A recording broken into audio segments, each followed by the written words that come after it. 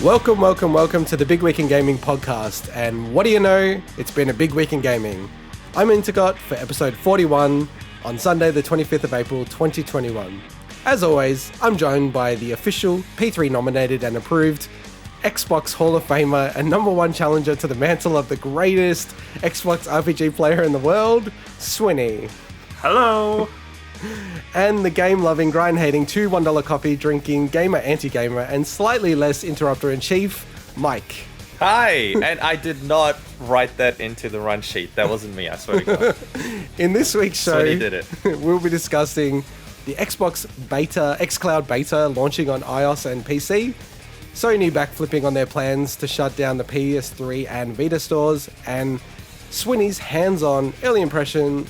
Oh no, actually, did you do this, Swinny? Or was it me? I didn't touch any of this. All right, that's on me. So I'm going to be giving my early impressions of NieR Replicant and reviewing Steven Universe Unleash the Light. So not the thing that we have in our run sheet that we shall not mention.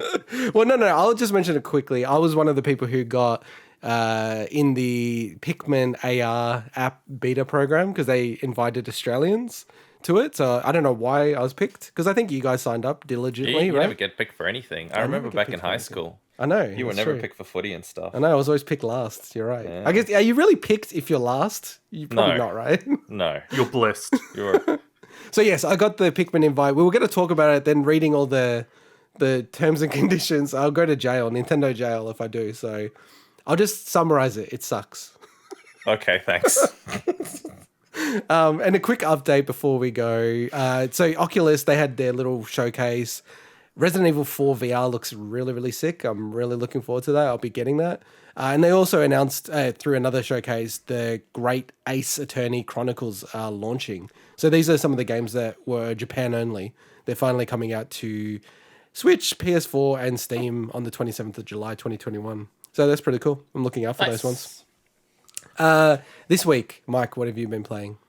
Ooh, so a little bit of Deus Ex, because we're reviewing it next week. Human Revolution. Yeah, this is how closely I follow it. I was panicking yesterday thinking we were doing it today. So I'm smashing it out, and then I went, hang on a minute. Run sheet. I like panicking. I was panicking, and that's because I spent the rest of my week playing through Fez again. So can I just have a go at you as I normally do? Sure. This is like this. It's like therapy. The show. Apart from me, bro. You just get bashed. I'm not sure if that's how therapy works. Well, no, that's how it works for me. I'm a bit of a masochist, so bring it on. Sadomasochist. So Swinny, he keeps on saying that he has no time to play games, and then all the way through the week, he's shooting images from Fez and talking about playing Fez. I'm going to defend him. He's playing that stuff handheld. Yeah. So what is that? What's wrong with that? On the train? On the train, when I take a break on the toilet. Okay. In the shower. Okay. Wherever. While I'm having... lunch. When you're making lunch. When you're making relations with my girlfriend. When I'm making lunch with my girlfriend. Oh, God. All those times. He's legit drinking a 7-Eleven coffee, by the way, Swinny. I am. I'm sure there's a Phil Fish joke this episode there, but I'm not going to brought make to you it. by 7-Eleven. So I've been playing that. I am very slightly disappointed. I got 196% completion. In Fez? In Fez. Have you already finished it? Oh, yeah, I finished it. Wow. I finished it completely. And then I went back and I went to get all the hidden collectibles and stuff. And I worked it out that it glitched one collectible, I think. So I'm missing 4, but I'm pretty sure I can only get 3 more, according to the map and according to what I know. So I think, I know when it happened, because I remember seeing it come up on the screen and then kind of disappeared. So I don't know what had gone wrong, but anyway, it glitched. So I don't think I can ever fully, 200% complete it. You'll have to reach out to Phil Fish. I will have to in an angry letter. In any case, I'm sure he'll love that. Yeah, sure, he'll love that. Yeah, exactly. Well, Phil, if you're listening to this, which is highly unlikely because you don't know who we are, I dare I say it's in one of my top 10 games of all time. Wow, I just really? love this game to bits. It's so cool. There's so many awesome things about it. You got to play it. Am I not mistaking, Swinny? But I feel like Mike's got about 20 games already on his top 10 list. I'm the same. No, really you're pretty One diligent. day- You're pretty diligent. Well, it chops and changes. At some point, we'll have to do a feature. We're gonna have to do it, yeah. And Our Mike top will 10 have games to- of all time. Yeah. Mike will have to limit. I'm gonna his- limit it. Yeah, I'm gonna have to put the side hoe games on the side and not talk to them anymore. We'll have to and do one by one. focus on the 10. One by one. One by one. Remember, Mike, that the definitive edition re-releases of Dead Island don't count as an extra game for your top 10. Then can we do top 20? No, top 10. All Dead Island games. Only the original counts. Riptide wasn't as good. Because we've got to do that. We've got to do, so that's 3 special segments. But then, We got time. we've got the other segment that I thought of during the week. That's one sexy pitch. I like it. I like that. It's one sexy idea for a segment. I just the segment title itself just does it all justice. So I think you're going to go first, aren't you, Swinny? You've said you already come up with your idea. I have come up with mine too. Oh, really? No joke. Yeah. When you suggested the segment, I already had the idea fleshed out within a minute in my head. Damn. Well, same. Yeah, So- literally same. So the segment is called, and we're only going to do one by one person each doing it. So it's, We're not doing this today, by the way. no, just we're not doing it clarify today, that but anyway. it's probably coming in the short term. So the segment's called "That's One Sexy Pitch," and the idea is we need to do a serious pitch for a game. So it can be a continuation of the series. So not saying that this is what's going to be, but it could be like Swinny saying, "This is the next Assassin's Creed game. This is what it's going to be. This is the setting. This is kind of what makes it different," or like other ideas. But it has to be realistic, and then we'll judge it. The other 2 people will judge the idea Very harshly. Yeah, I very imagine. harshly. I'm imagining. Very harshly.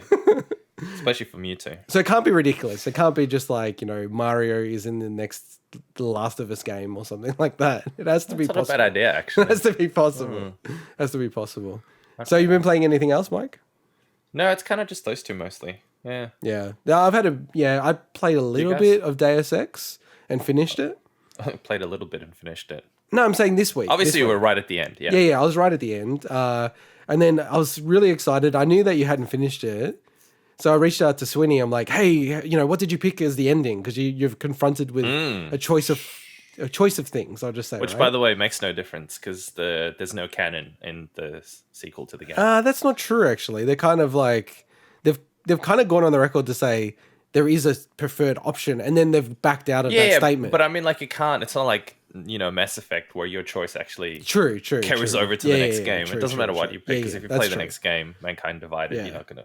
So I was excited about the choice, and then I reached out to Swinny, all excited like a little puppy with his eyes. I'm like, Swinny, which one did you choose? And he goes, I don't remember.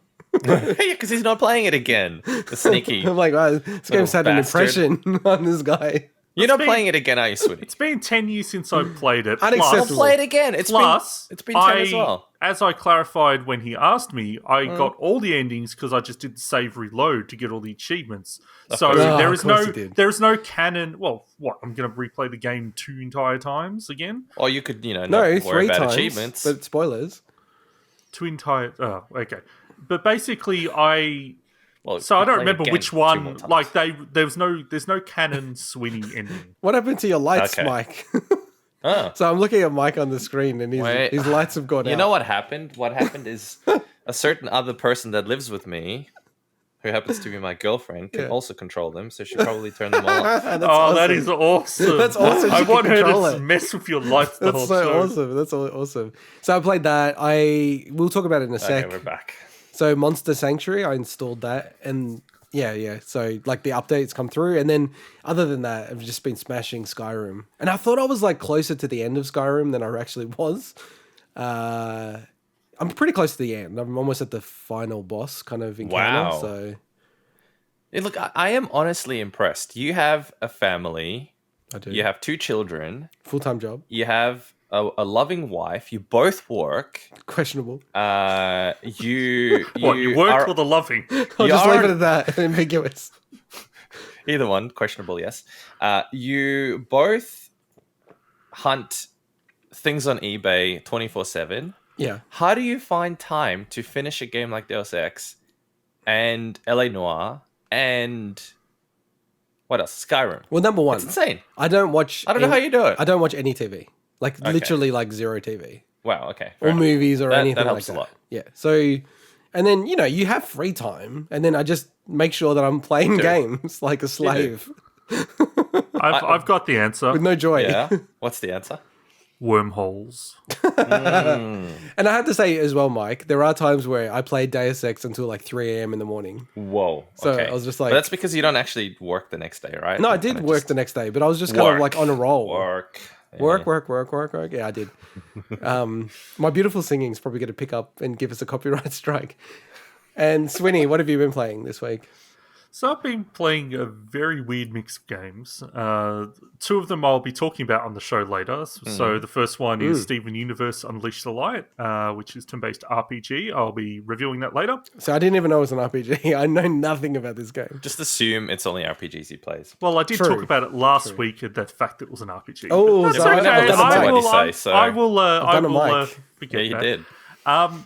So I've also been playing NieR Replicant, the remaster, remake, upgrade, whatever they call it. And I'll be giving my early first impressions later as a long-time fan of the original. And Can I borrow your copy after that? Sure. Nice. This reminds me of when you bought something, and Swinny, and I said, hey, can I borrow that? Do you Hey, remember? why not? Mike Why has not? lent tons of stuff to me, so I'm happy. No, but my example is far worse, by the way, because I think you bought something. You bought like the Filter album or something like that. I'm like, hey, can I borrow that? Straight away, can I borrow that? No, genuinely, Never return Mike. it. He just bought something, and I'm like, can I borrow it? And you never... Did you ever return it, or did you just sell it on eBay 5 years later? I never borrowed it, because he's like, dude, I just bought it. I just bought it. Hey, Mike lent me the Xbox Live Vision camera for 10 years or something. Oh, really? Terrible. Yeah, to be fair, I think he only used it for 3 days. I used it to scan in. All right. Was it your face on? No, Viva Pinata 2, there were these cards you could buy and you use the camera to scan them in. And because you couldn't get the cards anymore, people had released the PDFs online. Nice. So That's I awesome. bought a printer just to get an achievement, right? So it was an achievement related to it. I had to print them out. So I bought a printer specifically for it and then printed the PDFs out and then scanned them. Wow, the the things camera. people go... The lengths people go to just to get achievements. Anyway. And just quickly, NieR Replicant, I believe it's a remaster of the Japanese NieR version. Yeah, but yes, because the main character's different, right? I'll explain a little bit of But that. it's more of a okay. I'm looking forward to hearing that. Yeah, I'm really interested in this. Same. Yeah. So the third game that I played this week is something that, unless Mike saw me on Xbox playing it, you guys would have no idea I was trying this out. I don't stalk. Ghost Recon Breakpoint. Whoa, I would never guess this. Yeah. Whoa. Why that? So why that? I've actually wanted to That's try... an old game, isn't it? No, not really. It's No, about, sorry, Okay, yeah. 2 years or something. Yeah. So Breakpoint, Ghost yeah. Recon I played that to bits. Breakpoint. Dude, I would have played that with All you. right. No, I actually really just enjoyed it. let me talk about it first. You asshole. Okay. So I wanted to try this How out dare you say I want to play it with you? I've wanted to try this out for a while, and I saw it cheap, like Big W or something, so I picked it up. And I kind of really wanted... I was looking forward to playing it because I wanted to... Just a nice change of pace from a lot of the other stuff I've been playing for quite a while. Especially RPGs for 10 years. Especially this year, it's essentially just been, as he said... this is also an RPG in many ways, but but not compared to the RPGs I've been playing this year. Wait, does this count as an RPG? It is an RPG. In many Did that ways, influence your decision at all? Well, that's one of the reasons why I wanted to try it. You wouldn't have done it otherwise. Of course you wouldn't have. I love it. Sickness, the sickness. All right, so tell us about this RPG you've been playing. So, look, I wanted to give it a shot. I know this game didn't get a great reception on launch, but a lot of that was reception on launch. Jeez. But a lot of that was also more how I think it compared to the previous game, Wildlands. The fact that they took Wildlands and then they chucked so many more RPG systems into it. And I think that's not what people were wanting. And they eventually, when I loaded it up, you essentially have two options right at the start where you can play it as the original release or you can play immersive mode, which essentially strips all the RPG elements from it, which is cool that they did that. And honestly, I'm enjoying it so far. The moment-to-moment gameplay, like traversing the open world and the shooting and everything is a third-person shooter. It's quite fun, but the problem is, so you get to this hub area. It's kind of like one of the first main missions you get. You get to this hub area. In the waterfall thing? Yes. Some cave thing, yeah. And I don't know when you played this, Mike. How long ago was it? At launch, pretty much. Okay, so it'd be very different now. So you get to the hub area and the game just fucking bombards you with information. It goes, here's PvP, here's the expansion missions. It gives you 3 teammates out of nowhere with no context. And it adds all this stuff. And you're like, what the hell? I'm still learning the controls.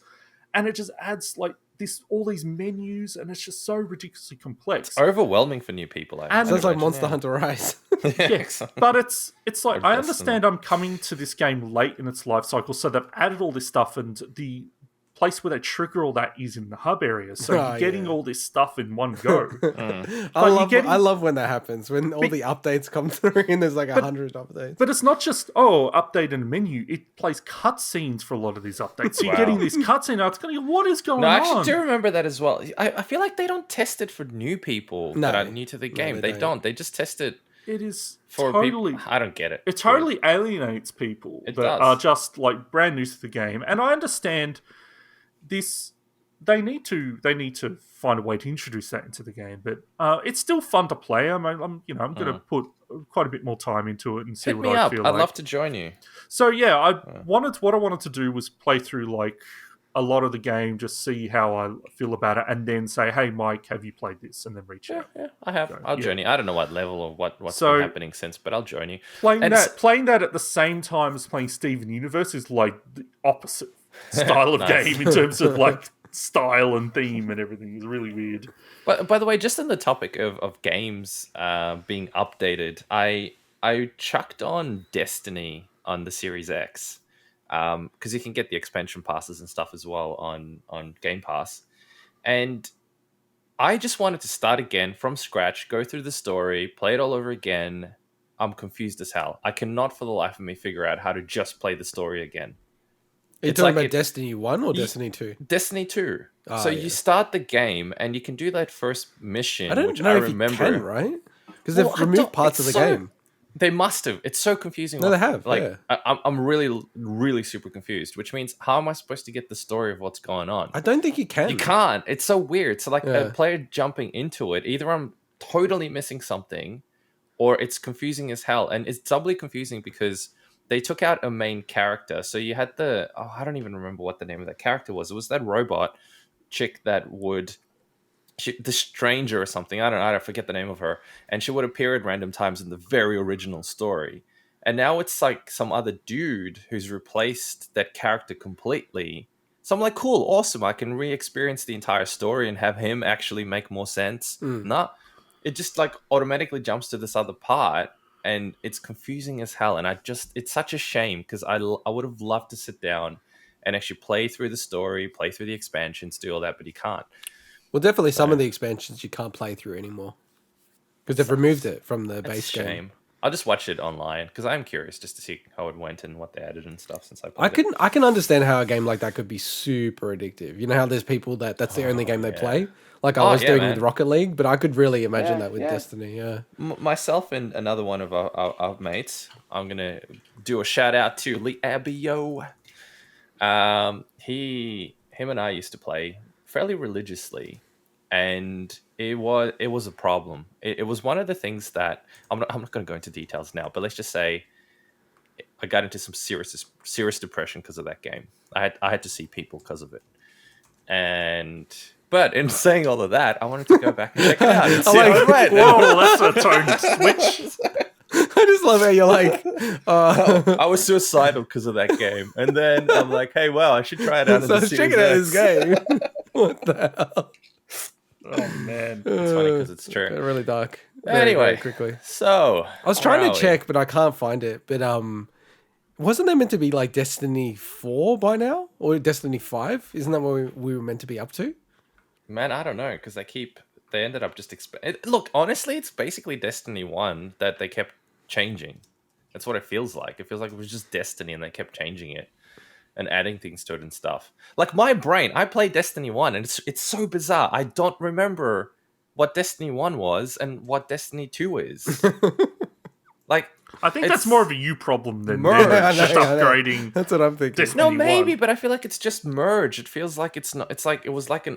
I don't even know, man. I'm so confused, and I put so many hundreds of hours into that game, and I'm confused as hell what the transition was between them. Clearly, the therapist did their job, and you're They trying to probably undo it. Maybe. Oh my god, I should just shut up. It's all these repressed memories that I should just leave alone. Do not touch them. I feel like you didn't go to a therapist. You went to a hypnotist or something. Maybe I did. I can't find it, but I swear that there was meant to be a plan where, like a 10-year plan where they were going to release new Destiny games every couple of years.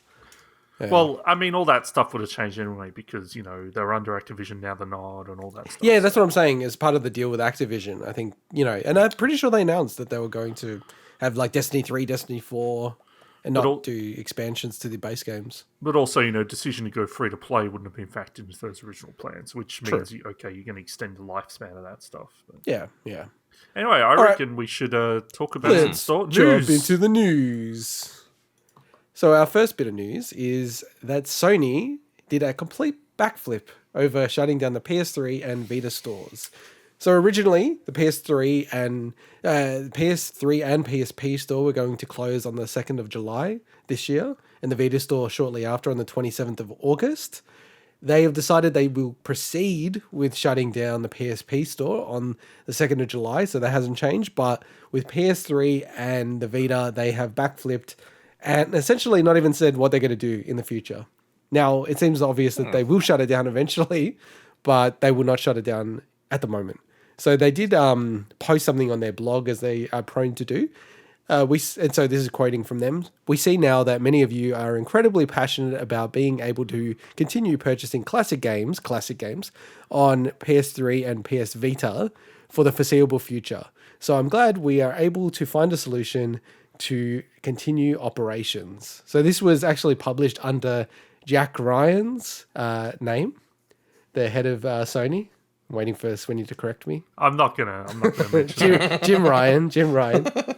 So at least I give the guy credit that he's putting it under his own name. That's nice. It's very easy to put it under anyone else. Wait. But how do you find a solution to not having to do anything? Literally, they just didn't have to do anything. Like, just leave it alone. No. That was the solution. Because if you read their blog post, they're talking about maintaining the store is costing them a lot of money, and there's probably... So the solution is they just put more money on it. That's it. They just continued putting money into it. To be fair, that's the solution. What else is their solution? They don't need to do anything else. No, but they don't need to throw more servers. They don't need to. They just needed to find more money. No, but they could have been servers that were due for replacement or so you just throw more money at it. Decommissioning. No. But I'm saying that, like, if you had put plans in place to decommission this stuff, knowing that, okay, well, we don't need to bother replacing all that stuff because it's going to be decommissioned. Well, you have to potentially change. Yeah, so you just throw more money at it and you replace the hardware if you need to. That's literally the solution. I get your point, Mike, but you know that things aren't as simple as, okay, just... No, I know that. I know. I work in a business environment, unfortunately. You got to put a business case together. You got to look at the ongoing costs. You got to look at the bottom line. You know more about this, Intergot. You do all the spreadsheets as well. But all of that stuff's important. I know people are very dispassionate about it, but Sony as a company, PlayStation's actually a massive driver of their profitability. I'm kidding. I know. Every dollar counts, right? So of course. They might not even be making money on the PlayStation 3 store. Because it's possible they're losing money on to keep it up. Absolutely. It could just be a lot of people are just downloading old content that they've already paid for a long time ago, and they're not actually buying anything new. So I do actually sympathize with them. But... so do I. I'm kidding around. So do I. But all I'm saying is, really, in the end, the realistic solution is we need to spend more money on this. Yeah. That's it. That's I don't know about you guys, but I wonder if this would have hit the same if they said, at the end of 2022, we're closing down the PS3 and Vita stores. What do you reckon? A year would have made a difference? I think a year and a half. You're saying that they didn't give people enough time. It was too sudden, and people freaked out about it. I honestly think even people who are like reasonable, like me, I'm not saying everyone's unreasonable. I wouldn't say you're reasonable either. I understand that all these stores will close, right? Because you can't operate them forever in perpetuity. So there's got to be an end date to all of them. I think like just going, hey, we're going to close it, and it's like a couple of months. It's very unfair because people may go, I want to buy a Vita, or like even in the case of Lilymo Studios, they were making a Vita game, right, for the Vita. Yeah. They got a test kit just like a month before, and then they announced that they're closing the store. Yeah. Oh, So- what a whirlwind month for them this would have been. Yeah, and Like- they're they picked this project up Now again. we're back. Yeah, so they're Yes. going to make it. No, but here's the thing, right? I know you think about this in a reasonable way, and I'm not saying people who don't have this expectation are unreasonable. I think it's somewhat reasonable to assume when you buy a piece of software, a lot of people don't really think hard enough that you're only buying the license, Oh, correct, and that the yeah. license is bound by a lot of clauses, including the fact that you could lose your license at any time that they want. Yeah. And you don't really think like that, though. And that's to be fair on people. I get why you don't think like that, because you think, man, I'm spending my hard-earned cash on this thing. It should be mine forever. But the reality is it isn't. Yeah. And even a physical disc of something is technically not yours forever. Like, yeah, you can have the physical disc, but number one, you don't own the rights to it. You basically get a license to use that It's disc. exactly the same. And number two, that disc is actually going to break down eventually because it's still plastic. I mean, that is more so in the case of not being able to re-download games, which wouldn't have been part of this. They still would have had the ability to re-download games. Well, not up. Yeah. Even including updates, that's true. Yeah. But however long that would have run for is quite interesting as well. Yeah. So I still have a copy of Final Fantasy VII on the PSP, which was actually one of the coolest versions in my opinion. I'm actually Like, more on the bothered PSP. about that. Like that, you won't, like, especially with PS4 and things like that, where some games, like, Cyberpunk is the best example you could ever have. It's unplayable. It's so unplayable. Oh, that yeah, put you it off the need store, an right? update, yeah. So in 10 years' time, if you buy a physical version of Cyberpunk and there's no way to update it, it's just a piece you'd of be junk, screwed. essentially. Yeah, correct. And look at LA Noire, a game we recently played. There's a huge update on Switch because the cartridge itself doesn't hold the whole game. Why would you even? Can it even be playable? No, it's not. Would you It's even not be able to playable play without it? it. You need to have like your physical cartridge becomes practically useless at that point. Yeah. It's effectively a download game, those type of games. And I normally avoid Pretty them. much. But in the case But of it LA is- Noire, it was cheaper to buy it physical than get the digital Yeah, version. it Digital was, version yeah, was yeah, like 90 yeah. Australian dollars, which was insane for a game that's like 10 years old. So, yeah, look, I'm really pleased that Sony did this. Yeah, Sony has same. been massively bashed by the games press in the last couple of months. I don't think they've been doing as bad of a job as everyone is sort of saying that they are. And there is this mentality, and I'd love to get your input on this, Swinny, of, everyone, it's the exact same people who go, we don't want a console war, we don't believe that's so stupid, blah, blah, blah. And then they always posit Sony versus Microsoft, Xbox versus PlayStation. Look at all the good things that Xbox is doing and Sony's not doing a good job. I mean, like, they want to fuel this fire because it gets hits and views and things like do. that. But how do you look at it from that perspective, Swinny? I mean, look, everyone loves a good fight, right? So it gets interest. It does get interest, yeah. As much as we find it ridiculous to say, oh, this console versus this console. It's like, well, if you like a console and you like playing the games on it, then cool, whatever, each to their own. But it's like, we went through this when we were growing up with Nintendo versus Sega, and then it moved on to, Sony versus, PlayStation versus Nintendo 64, and then just kept going. You're always going to have this. You're always going to have people, just like, people barrack for sports teams. You're gonna have people that barrack for consoles, and that's just what Sports they're going teams, to do. religions, everything. Can't we just all get along and all just But enjoy our consoles and... We want console harmony. That's what We do. We want console harmony. Or just buy Utopia. them all, right? So, but that's very different, right? You can't barrack for more than one team. Well, in you can. sports. No, Why not? It's just wrong. It's Why just not? Why wrong. is it wrong? Why not? What if I like multiple teams? No, it's impossible. You can't be a real You know fan. what? I'm gonna get into sports. I'm gonna get into AFL, and I'm gonna barrack for multiple teams. But you know what will happen? You'll get into it, and then you won't actually go for multiple teams. Why wouldn't I go for multiple? It's just teams? not what happens. I don't get the whole concept of going for a single team. You have I to don't get it. You have to. Okay, it's kind of You weird to need say to. this as a straight guy. I don't get the concept of going for a single team. I feel like going for multiple teams makes so much more sense. I don't really Why- like. I think I understand would what your you- reference is with the straight guy. I think it's Why very would clumsy, but Whatever, but why would you?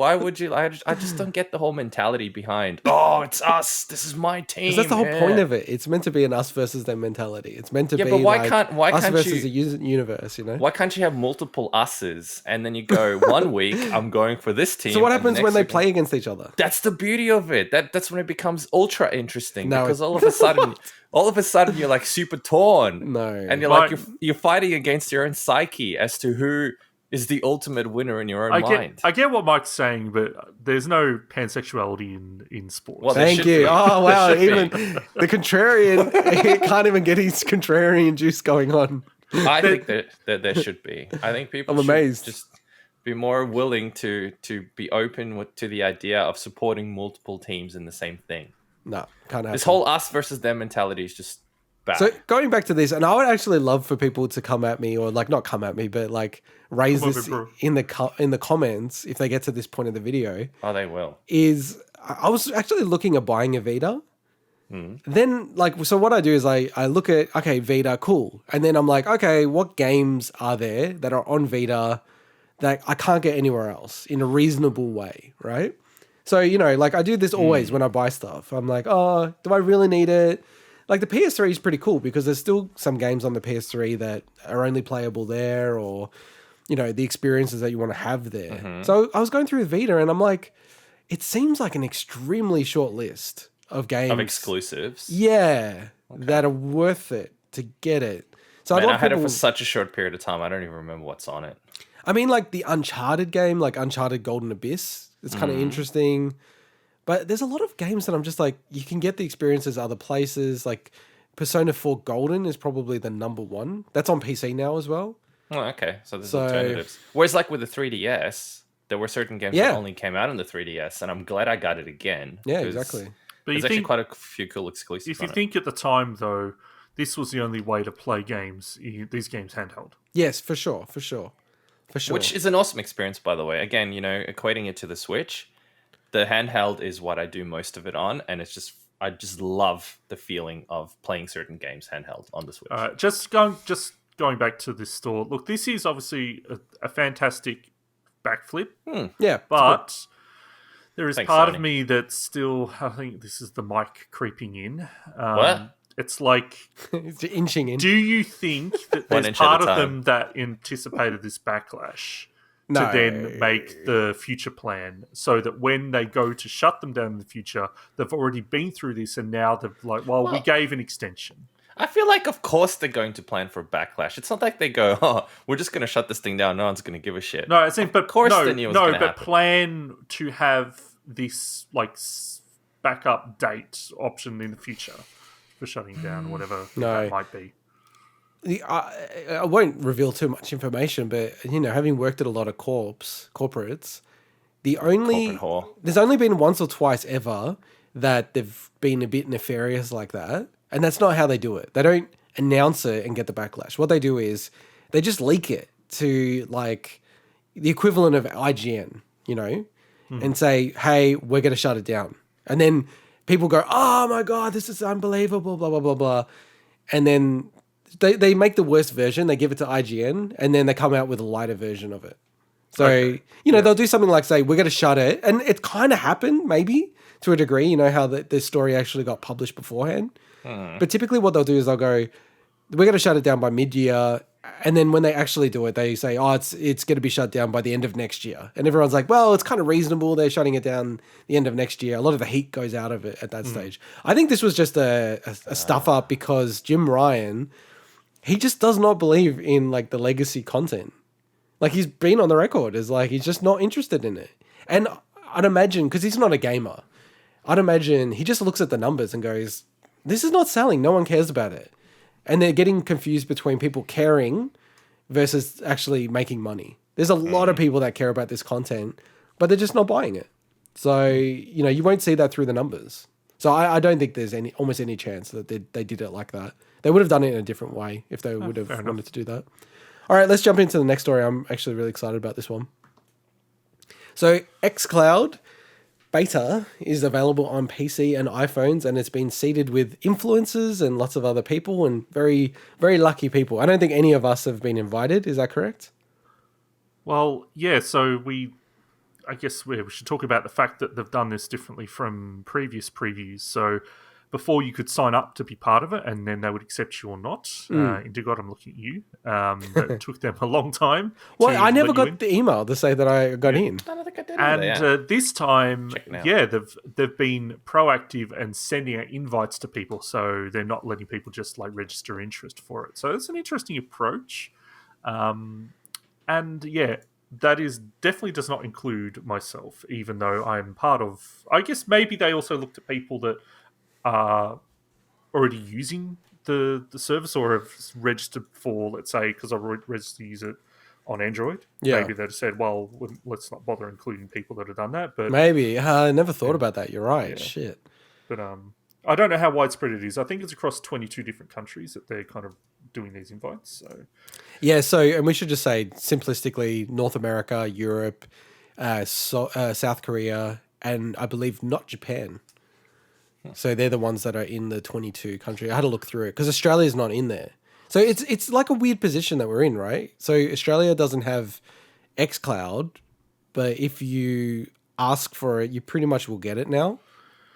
So they say that there's apparently 100 titles that are available, right?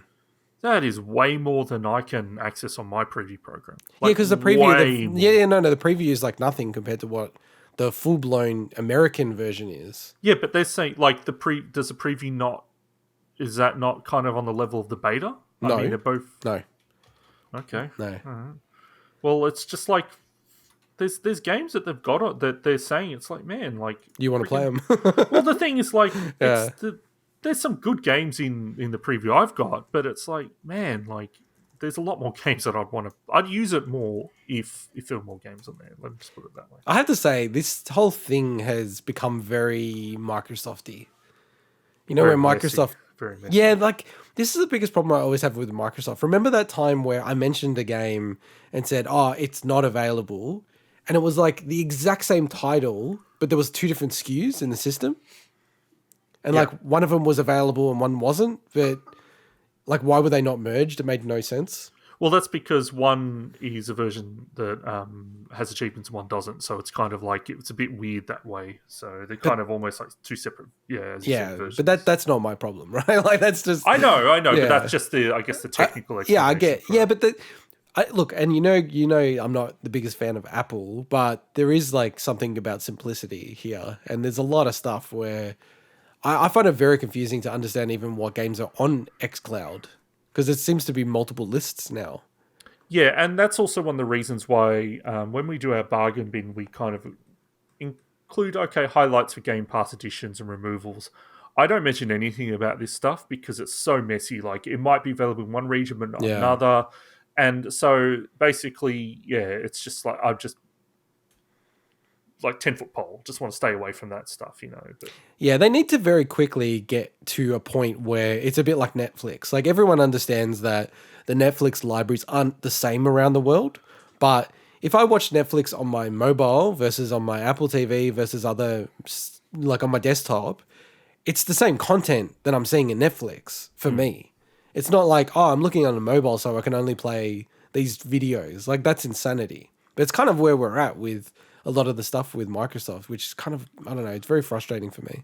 It's frustrating, but it's still a much bigger improvement over like the Games for Windows Live era. Stuff was way worse. Absolute nightmare. And like the Windows 8 store and all that stuff. It's better than that, but it's still got a long way to go. And so I've heard people's impressions. Obviously, we have not been invited. At Microsoft AU, come on, get us on the program.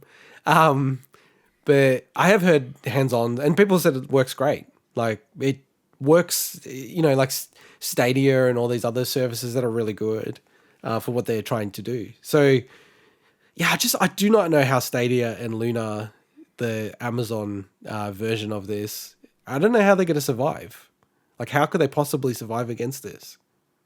Well, we've talked about it plenty, but to me, this does make sense as an additional service on top of an existing platform, not a standalone. But hey, like 10 years' time, that could be the way that it is, and we all look stupid for doubting it, you know? And the last thing I just wanted to raise, because I'm actually really excited about this to try it on PC, because there's a bunch of games I can't play because I'm only PC, Xbox, Game Pass Ultimate owner or subscriber. Have you noticed that? I don't know if you watched the video with Sarah Bond. No. Okay, so she also had a Switch on display in the background of her video, and so did Phil Spencer. And I'm like, E3, I do like to speculate. E3, Microsoft, Nintendo, both presenting at E3. I don't think Game Pass going on Switch makes any sense. But when you look at Xcloud and Nintendo starting to go into cloud a little bit, there's a hell of a lot of games that will never get on the Switch, even with the Switch Pro. And then you have something like Xcloud. What do you reckon the chances are that Xcloud will go on the Switch? That's tough. I think it's a safe bet that we'll get more Microsoft games on there, like your Banjos and maybe some more Rare stuff. But Xcloud, it makes all the sense to me, but it also just seems so anti-Nintendo. Like, it just seems like that's not a thing that Nintendo would want on their platform. But I don't know. It would be fantastic. It'd be this, especially just if you didn't. I don't know if you'd have to pay an additional subscription fee or not. I'm sure you probably would have to. But no, I don't think so. Really? I don't think so. Okay. If not, then yeah, I'd be pumped for it, because then essentially, especially if the cloud saves were shared, because then essentially I'll just pick up my Switch and then essentially just cloud save between my Xbox and the Switch would be amazing. I mean, to lay it out quickly, it's such a unique situation because Microsoft has actually said, like Phil Spencer has actually said, he has zero interest in making a handheld, right? So I don't see that happening. Nintendo don't seem any interest to make a more powerful console. Like, even with the Switch Pro, they're not talking about making it be able to run even really like a Xbox One X game properly. And then you're in this weird position where, Nintendo are not great at the cloud stuff. Microsoft are great at it. Where, there's not that many games on the xCloud that then you could buy on the Switch anyway.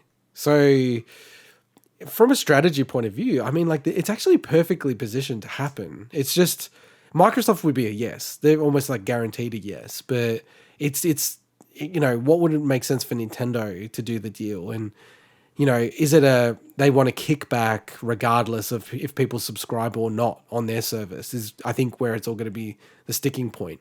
But I think it would be amazing. Like, for me, I don't know why, and Mike, like, bring you into this, like, like you've got like devices to play, games, and like, you've got that crazy thing that you have. I can't remember the name of it for the iPad.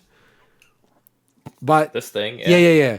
But if it was on the Switch, the Game if it was just like on your Switch, the app was called xCloud, jump into that, you can jump into any game that's on xCloud. I'd use that instead for sure. Exactly. Yeah. There's something about it that just like, I feel like I'm 50 times more likely to play games on it if it was on the Switch. And I mean, I've never heard Phil's opinions on this, but if that's true, I would disagree with him. I think the Switch is a testament to the fact that handheld consoles are still absolutely a thing that people want. I just think it's something that they're not really interested in playing in that space. Because there must be a huge cost associated to that, and games for it, and the whole new platform, and it wouldn't be easy to set something like that up. Yeah, massive investment. Can you imagine playing Forza with a non-analog trigger? They would probably put. Oh yeah, actually, like if you had to play it on the Switch through Xcloud, absolutely, that would suck. Wow. But if you had a dedicated Xbox console that was handheld that actually had analog triggers, that'd be awesome. Wait, I'd love to play games like that. How about this? The Zune Pro. It's just not like Zune 1X 360. It's not their strategy, what they're trying to do, Microsoft. Like they want to push it to be like xCloud is like Netflix. Like I buy a TV and it had Netflix embedded in it, in the operating system. I was like, whoa, this is like weird. They want it to be like that. They want to have a button that has like Netflix and the other button says xCloud. And you just bang, click on that and you can play games and wirelessly connect to your TV. So I don't see them ever making a handheld under Phil. Like, it just, to me, makes zero sense. But I just want them to just get consistent with your bloody naming across this stuff, because it's like Xbox Cloud Gaming, Xbox Game Streaming, Xcloud. Just call it something and stick with it. I'm just I loved how they said they've retired the Xcloud name, and then when they launched it in Australia, they called it Project Xcloud Preview. I'm like, what? I thought you retired that name. And then even when you look at like articles covering it, they still call it Xcloud. Well, the app on Android is Xbox Game Streaming, not Cloud Gaming or anything like that. But then they've gone back to calling it Xbox Cloud Gaming. Yeah, which is different from the app that's on Android. But I guess the app on Android is also for streaming your own console to it. So it's like a broader thing than cloud, but it's still confusing as all hell. They should just call it Xcloud and just move stick on. with it. Yeah, it's a shit name, but it's landed. So, look, I'm really looking forward to this. Hopefully, this year we'll be playing in earnest in Australia with all the titles, because I think I'll get a lot more use out of it then. And I've got my little thing that I covered last week, so I'll be using that for it. All right, let's jump into the next story. Over to you, Swinny. Yeah, so I've had some big news that I've been waiting on for quite a while, which is the release date of Bandai Namco's blockbuster RPG, Tales of Arise. So we finally have an idea when it's coming out, which is the 10th of September this year, as well as the fact that they've now confirmed that there's standalone versions for PlayStation 5 and Xbox Series X. So I've wanted to talk about this game for a while. There's been some tidbits of news released over the last couple months, but this is the big one that everyone was waiting for, so it made sense to kind of just go, okay, now we're going to talk about Tales of Arise. And I love the Tales games, but I still have yet to play the vast majority of them. So I played through, I'm a big fan of Tales Symphonia. Vesperia is one of my top games of all time, probably my favorite RPG of all time at this point, or JRPG. And I quite like what I've played through so far of Tales of Berseria as well, which is the last game in the series, which came out in 2016. So they announced an indefinite delay last year. So everyone we didn't have an idea how far it actually was. So it's great that we're now essentially, we're getting it. It was very soon. It's arriving worldwide pretty much. I think it's on that 10th of September. I think Japan gets it the day earlier. So as I said, it's coming to PC, PS4, PS5, Xbox One, and Xbox Series X. No Switch version, but I think it's probably a bit much for the Switch, this game. It'd be cool if they ported... I know they ported Vesperia, but it'd be cool to see some older ports of the games on the Switch and other platforms. And apparently the PS4 and Xbox One versions will have a free upgrade to next gen, which is great, of course. So Arise is the 17th game in the Tales series in the main line series. There's been some spin-offs, quite a few actually. And as I said, it's the first since 2016, so it's been a good wait for fans of Tales games. And sorry, you were about to say? I was just going to say, I'm still surprised that someone from marketing hasn't changed the naming convention of the Tales series. Well, I genuinely, I know that, obviously you're going to think this is dumb, but I think there's a lot of people out there that don't understand that this is a series. They've actually heard of, Tales of Symphonia and, Tales of Fantasia, these old games. But I don't think everyone actually understands it's one continuous series, this Tales of series. I mean, people that are into these games generally do. No, so. I'm not saying that. Of course they know, but I'm saying the casual gamer, even a gamer, I don't think they necessarily know that this is a long-running series like Final Fantasy. Oh, I agree. It's not on that. It hasn't hit that mainstream level, even though it's not. It's been around since the Super Nintendo days. But because I'm surprised that they didn't call it Tales 17, Tales of Arise, or something like that.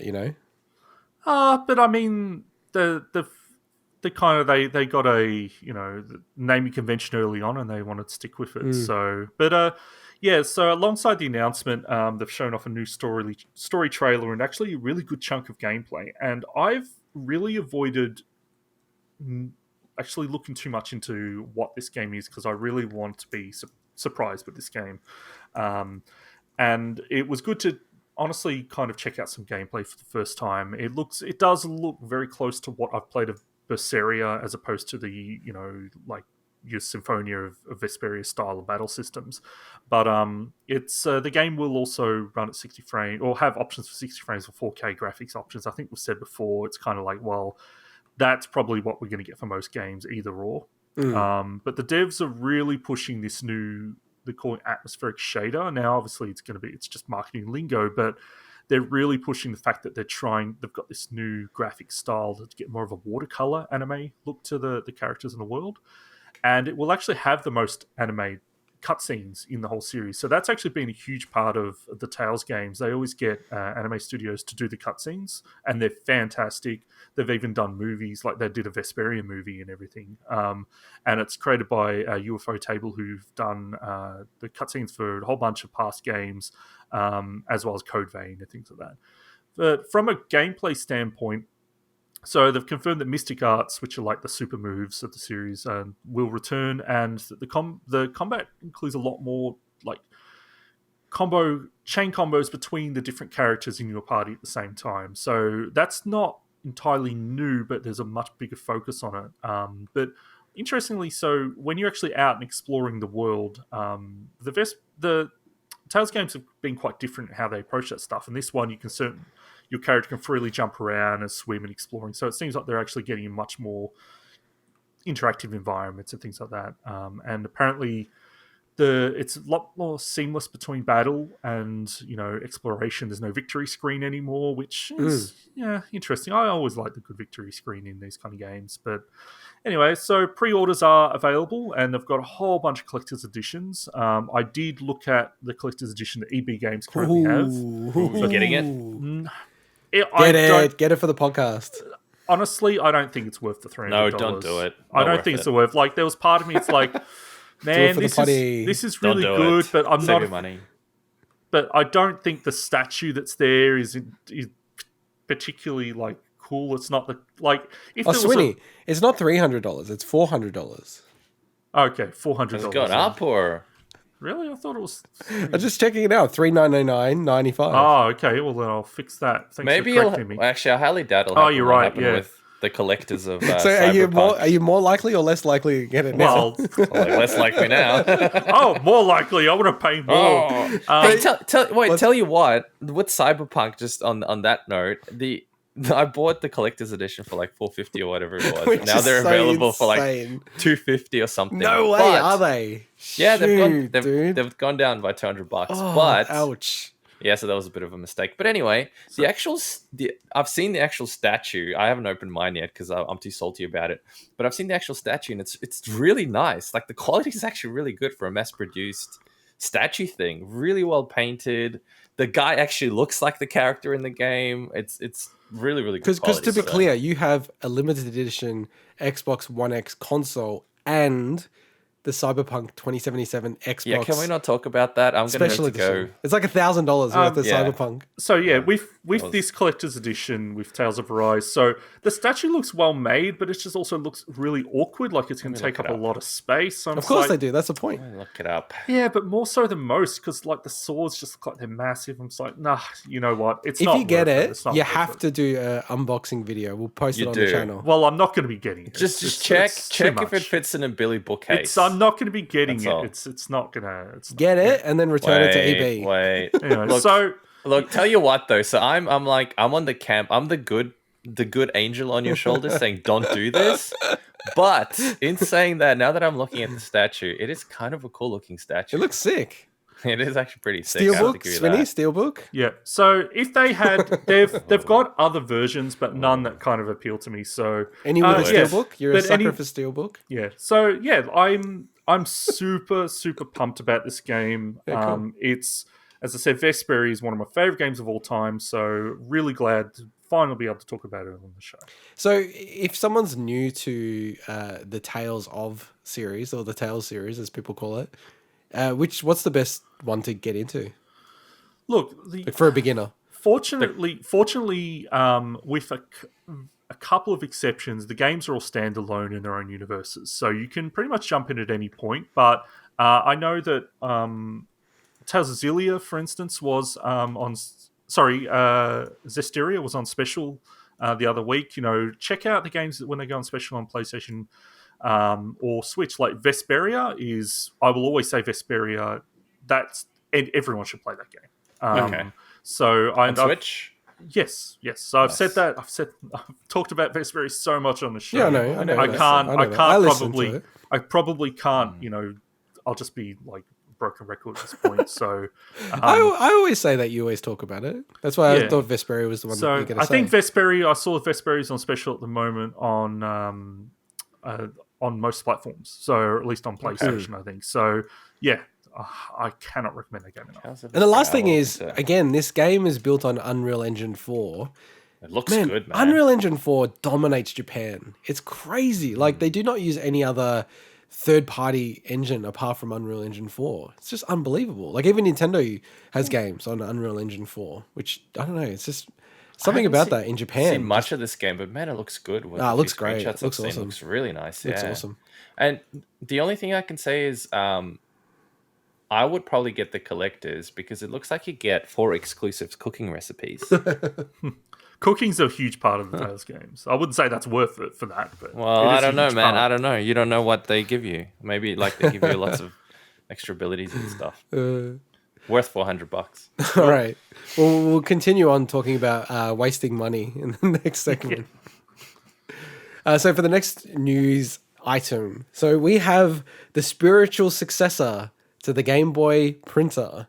Woohoo! So Nintendo and Fujifilm have teamed up, and they've got a Switch theme version of their Instax. I always like mispronounce this. Instax, yeah. Mini Link Polaroid printer. So essentially, I got an Instax. You have one of these Polaroid printers. I don't have the Link one. I just have the normal Instax. What does that mean? So they've got a few different ones. The ones, normal Instax, which is up to version 11 or something now, 12. I don't even know what they're up to now. And then I believe they've got the Link one where you can also wirelessly print things off other things. Whereas the version that I have is just it's just a Polaroid. You just literally just point. No, they're totally different things. No, I know they're different things. I knew you were talking about the wrong thing, and I was letting you put the noose around your neck. No, but it's part of the Instax family. Yeah, I've got that. I've got multiple Polaroid cameras, but this is a totally different thing. I know they're different, but it's still part of the Instax family. Part of the Instax family. I was waiting. Give a shit. Made by Fuji. So I'll just correct the record. So yes, they've been building these Polaroid cameras, which are really, really cool. And I probably got the first one of the new batch about 10 years ago. Did you actually use yours? Yeah, we use it all the time. We actually have a... So you don't, so but our your family, wife does. No, listen. So every Christmas since I met my wife, so when she was my girlfriend, every year we've taken a Polaroid shot of us on Christmas Day, right? Yeah. So we have like 11 or 12 of these now, right? And it's kind of crazy because you see it's like we're young and then it's like... We get our dog, and then it's like our son, and then our 2 dogs and our son, and then our second son. So it's like that is pretty cool. The whole thing grows every year. It's really, really cool. So it's like this crazy tradition that we have. So they've had those Polaroids, and then a few years back they actually released the Mini Link, which is you can connect it to your smartphone, so you can send photos that you've taken on your smartphone and then print them out in Polaroid style. It's not quite the same thing, to be honest, but now they've released as part of a promotion for new Pokemon Snap, that you can print out your Switch ones. And to be honest, this thing is, to me, not straightforward at all, right? So you need to send it from your Switch to your phone, and that's not inbuilt into new Pokemon Snap. You actually need to go through your photos on your Switch, then use the QR functionality. So really, it's nothing. It's not integrated. It's not integrated. Normal. So I could do exactly the same thing with my HP Sprocket. Correct. Basically. Correct. Yeah. If you can connect it to your phone, which you can, right? Which you can. Yeah. So. And I was like revisiting it. So the Game Boy printer came out in 1998. All you need to do with the Game Boy printer, you plug it in through one cable to your Game Boy. In the game itself, you go, I want to print this photo, and it prints it out onto the Game Boy printer. So I'm not sure how 23 years later it's actually become more complex rather than because to me this seems like a marketing ploy more than anything else. You just have an Instax Mini Link. They're slapping on a Pikachu condom onto it, and all of a sudden They're marketing it as if it's an integrated thing. Mike, when it isn't. that's not being clear. So that's one thing that they're doing. The color scheme of it's also Joy-Con color themed, but the big part of this is the app that they've got. Yeah, that includes the Nintendo content, the frames and the Nintendo characters and stuff. So I understand what you're saying. The app is just basically again, it doesn't feel. Is it integrated? It's not. That's the problem. No, but what I'm saying, that's probably the newest thing out of this whole thing is that app. Yeah, and all of that stuff, Mike, is licensed. So you could pretty much recreate everything with what you have. Yeah. No, sorry, you don't have a mini link. I don't have a mini link, but I've got a HP Sprocket. So literally, I could probably do exactly all of this, put my own filters on, do whatever in Instagram or whatever to the photos I take in the game, or use a third-party app or something that would do that and achieve exactly the same thing. Yeah, similar. But not the same experience. But there's extra steps. You have to go find your own stuff. Like Borders. These people don't want that. They just want no. Oh, don't get me wrong. This is is really cool. But what I'm saying, back to Intergod's point, it's not really fully integrated. It's basically a mishmash of different technologies marketed as an experience that's supposed to be a single unified thing, but it's not. It's still very mishmashy from my biggest issue, quote unquote, issue with it, but. Like, it's just so many steps, and there's a lot of friction between all of those steps. And it's a little bit of a shame that it's not like new Pokemon Snap, and it can communicate directly to the device. Like, that would be sick. That would be so cool. Damn, that's really cool. This is more like, I understand each of the companies kind of going, well, we have this, you have that. It's not too far off. We just need to build an app and put some features into it. Cool. I'm almost like on the fence of like, I'd be thinking about getting something like this. And then I saw how much it sells for. How much? In Australia, it's $200. And I'm like, I don't know, something about it. It should be like $149 seems so different to me than $200. $149 seems like, Honestly, I think you guys are probably overthinking this a bit. It's just a nice thing that people can get. If they have to download an app and use their phone with a QR code, big deal. Like QR codes. See, in the age of COVID, QR codes are back. So people are used to scanning QR codes now. Well, in Asia, they never went away. Asia, they were massive. Yeah, that's true. But I mean, here it's like... Australia and US, they're terrible with QR codes. But we've learnt now, thank God. Yeah, so I think it's like, well, so what? Okay, they just scan it, they've got an app, then the app prints it out. Like, big deal. Like, no, but it's not that. Like, have you used the QR functionality in the Switch? It's horrible. I have. It's horrible. Like, I haven't, but I mean, people use it. It's horrible. But I'm saying if someone spent that much on this printer, they don't mind an extra step. That's what I'm saying. Could it be better? Yeah. So let me say my piece. So could it be better? Yeah, but people don't care. Like, they're like, okay, cool. I'll do this extra step. Wow, done. I think you guys are overthinking it. Dude, okay, I like how we're having this big argument about a freaking no, but you're like, printer. I wish you could do this. It's like it's a printer to print. It's a printer to print Nintendo funny photos. Like, it's not a printer for that. They're just using the standard printer. That's what slapping an app in front of it. I know, but that's what people are buying it for. That's what people are buying this specific one. They're like, oh, buying this so I can print my Nintendo things. But what I want to know is, can you just download the app for free anyway if you just have a standard version of the printer? Yes, it works. Well, read our notes.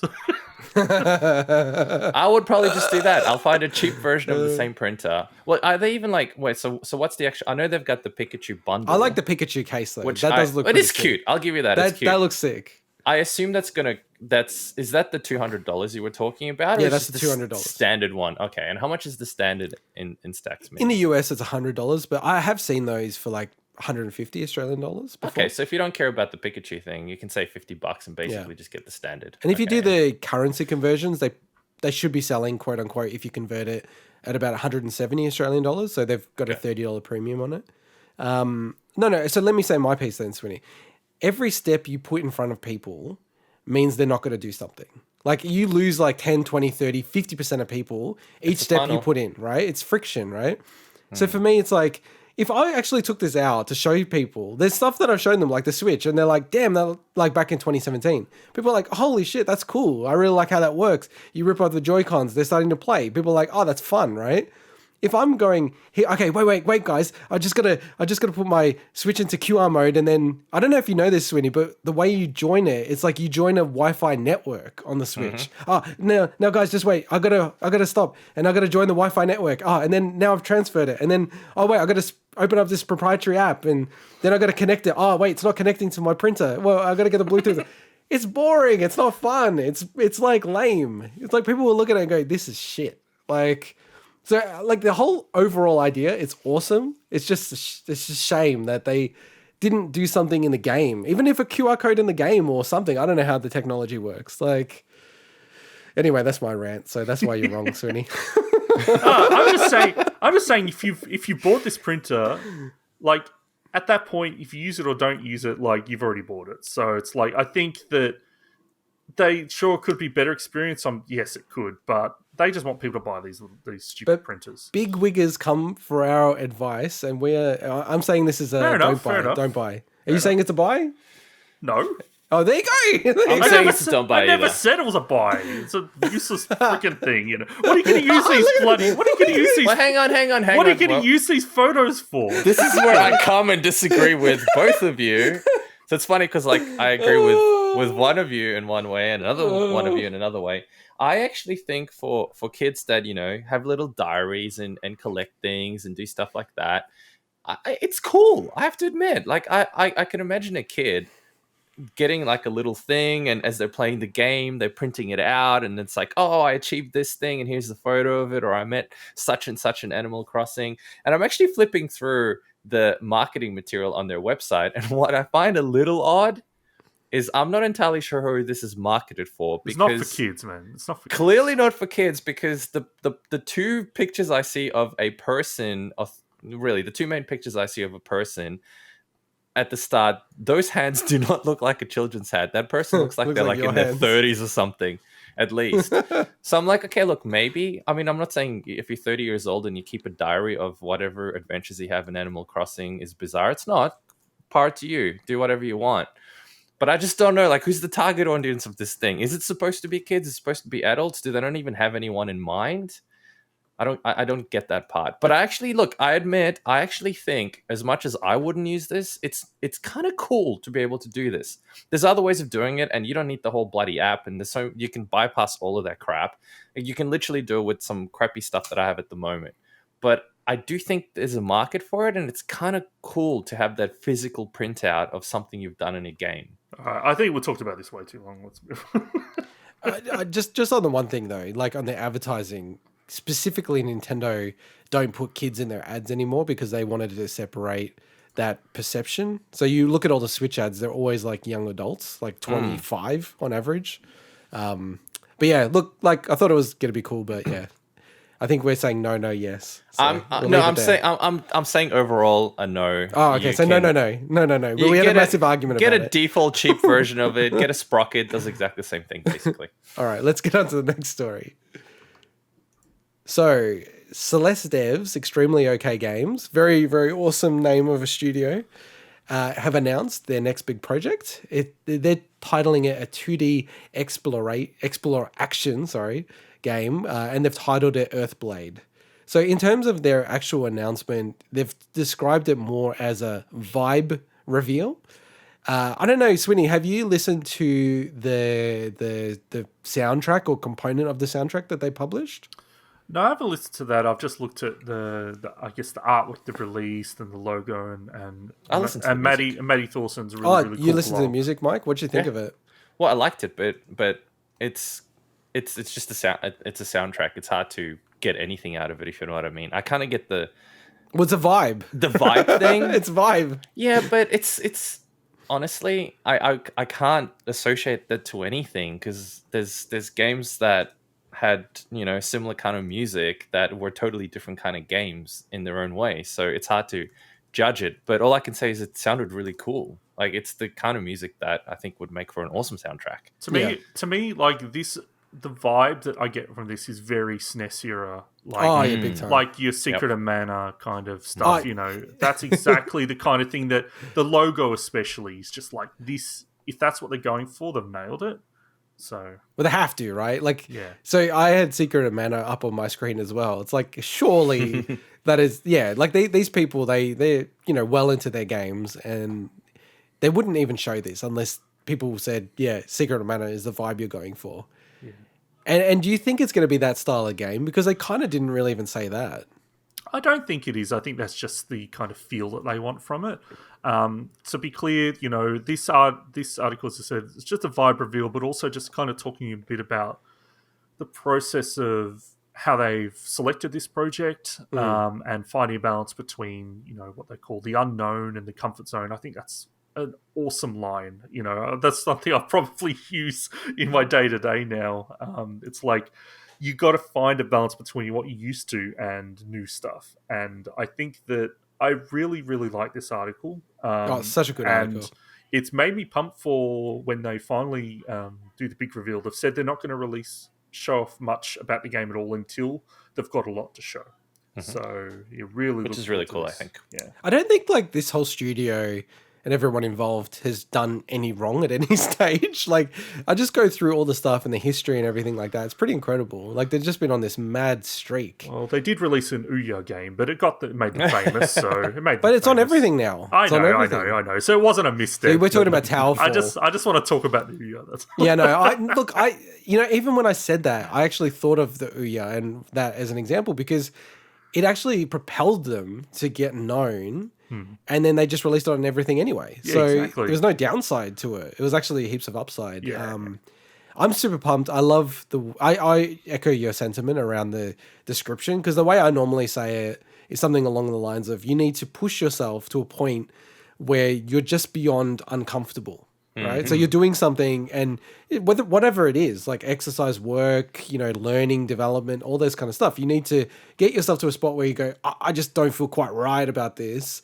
And you're probably in the right zone of learning and growing and developing. But this way is quite different because it's kind of almost denoting that there's two spaces. There is a space where you're really comfortable and a space where you're completely uncomfortable. And finding that balance between them is essential. But wouldn't you in and of itself, the sweet spot is when you're comfortable about the uncomfort, if that makes sense. I don't think so. To me, that is the sweet spot where I know I have the confidence that I can overcome the challenge, but I enjoy the fact that there's a challenge in front of me, that you're not just repeating and you're having a dull day and you're just like in autopilot mode, basically. You're in a mode where there's a challenge in front of you, but you don't feel so crazy overwhelmed that you can't overcome it, but in fact you actually welcome the challenge. And to me, that's like the sweet spot where there's a challenge in front of you, but you're looking forward to actually tackling that challenge. And that's the way I read this. Yeah. They're in that awesome middle ground that it's gonna seem like a ridiculous comparison, but it makes me think of creating Mario Maker levels, because there's always part of me that's like, okay, I'm obviously creating a new level after I create all these bunch of levels, but it's like I'm going to do something different, but I still feel very comfortable with the core mechanics of what I'm building and everything. But it's like it's kind of that feeling. Like it's hard to describe, but that's the closest I've got to compare it to. But it just made me think of that feeling. So I want to go outside of my wheelhouse, but also stick to some of the core things that I feel comfortable doing. So. Yeah, that makes sense. And I would love to see, because this was basically, I'd say, they were sort of saying the fourth prototype that they'd made post Celeste that they felt comfortable with progressing with. I'd love to see what they were doing with the other three, because it sounded like they were pushing too far and it was going to take way too long to make those games. But I feel like it's one of those things we probably won't know about for 7 or 8 years, probably after this game even comes out. So... yeah, no, I'm really looking forward to this. And I think just given Celeste and everything like that, I'd probably be almost a day one on this one, Earthblade. Ooh, okay. So I'm really, really keen for this to come out. And it sounds like it's going to be a couple of years away before it actually launches. So, but I'm sure it's going to be worth it. Take your time, incubate it, make it great. There's no need to rush it out. There you go. Incubate it, make it great. All right, let's get into the next story. So, as you boys know, I'm a big fan of Jason Schreier. Oh, really? Ooh, didn't know that. I'll go on the Jason Schreier fan club, and I'll just say more Fan so club. like he's You're like the secretary of the fan club. No, but like- is he paying you, or do you just have a No, crush on it's him? definitely I don't not. get it. he never returns. Does your wife know about this? He never returns my DMs. So Jason. like, I'll say this though, I personally like the politics thing. It doesn't gel that well with me with him, but his writing, and to me, he's clearly like, it's not even a competition in terms of who's the best journalist in gaming. Like he's so far ahead of everyone else. It's not funny. So It feels like he's not a blogger. It feels like he's an actual journalist. If that makes sense. he is a journalist. That's like what I mean. Like a proper journalist, Yeah. not just some blogger who happens to write for a website. Yeah, and like say the reviews that I do on a certain on a website, right? I'm not a journalist. I'm a shitty blogger that just does a bunch of articles. Yeah, no, we're not journalists, that's for sure. And journalism itself has kind of gone down the drain, unfortunately, because of the clickbait and views kind of nature of news these days. But he's like an old school journalist, but focuses on gaming, which is amazing to me. His original Swinny book could have been that. It's true. His original book, Blood, Sweat and Pixels, back in 2017, easily the best video game book available. There's very few games I think are even at that quality level. I always mention Masters of Doom. That's an amazing book, well worth reading. For me, I've been really anticipating Press Reset. So that's his next book that's coming out on the 11th of May. I'll look to read it in that week that it comes out and then review it on the show. At least it'll be 2 weeks after it comes out at the latest, I reckon.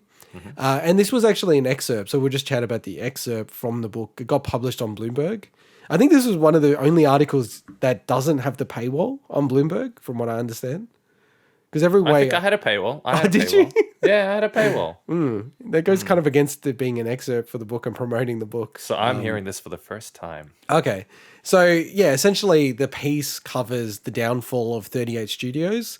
So 38 Studios being Kurt Schilling's studio that he developed, him being much, much more famous as being a baseball player. Still in America, if you ask who's Kurt Schilling, they would say, oh, he's like the guy who won the Red Sox, and broke the curse for the Red Sox. The average person on the street, he's the guy that founded 38 Studios and they went under and they owed Rhode Island like millions of dollars. It's They're one of working on the MMO Project It's Copernicus. one of those really weird things that I think if you ask people in gaming, they'd be like, oh yeah, that real mess with Kingdoms of Amalur or something like that. I think that's probably what they would say. Like, did you know Kurt Schilling as a baseball player? No, I'm not going to say I did, no. Yeah. So I knew him as a Red Sox. Was he the dude that threw that ball that hit that bird? No.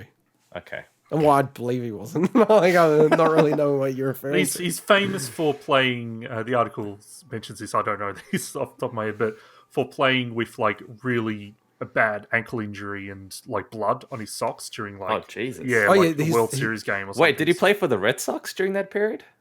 Correct. Nice. Yes, he won. He broke the curse. And then Boston has gone on to win like everything and be one of the most dominant towns in America. But anyway, parking that. So yeah, this article, I really loved it, at a high level, just to sort of run through a bit of the timeline. So, baseball players get insane amount of money. He was a pitcher. So he probably made $150 million over his career. And he got really into video games. And to me, the way I look at it, and it's very disrespectful to him, but it feels very much like a big kid who has given a lot of money and he's like, video games, I could make a video game. And he's like, all right, I'll start a studio. And one thing that, is in this article and actually articles at the time. So he must have been telling a lot of people. He said, I'm rich, but I want to get Bill Gates rich. So essentially this was his idea to become quote unquote Bill Gates rich.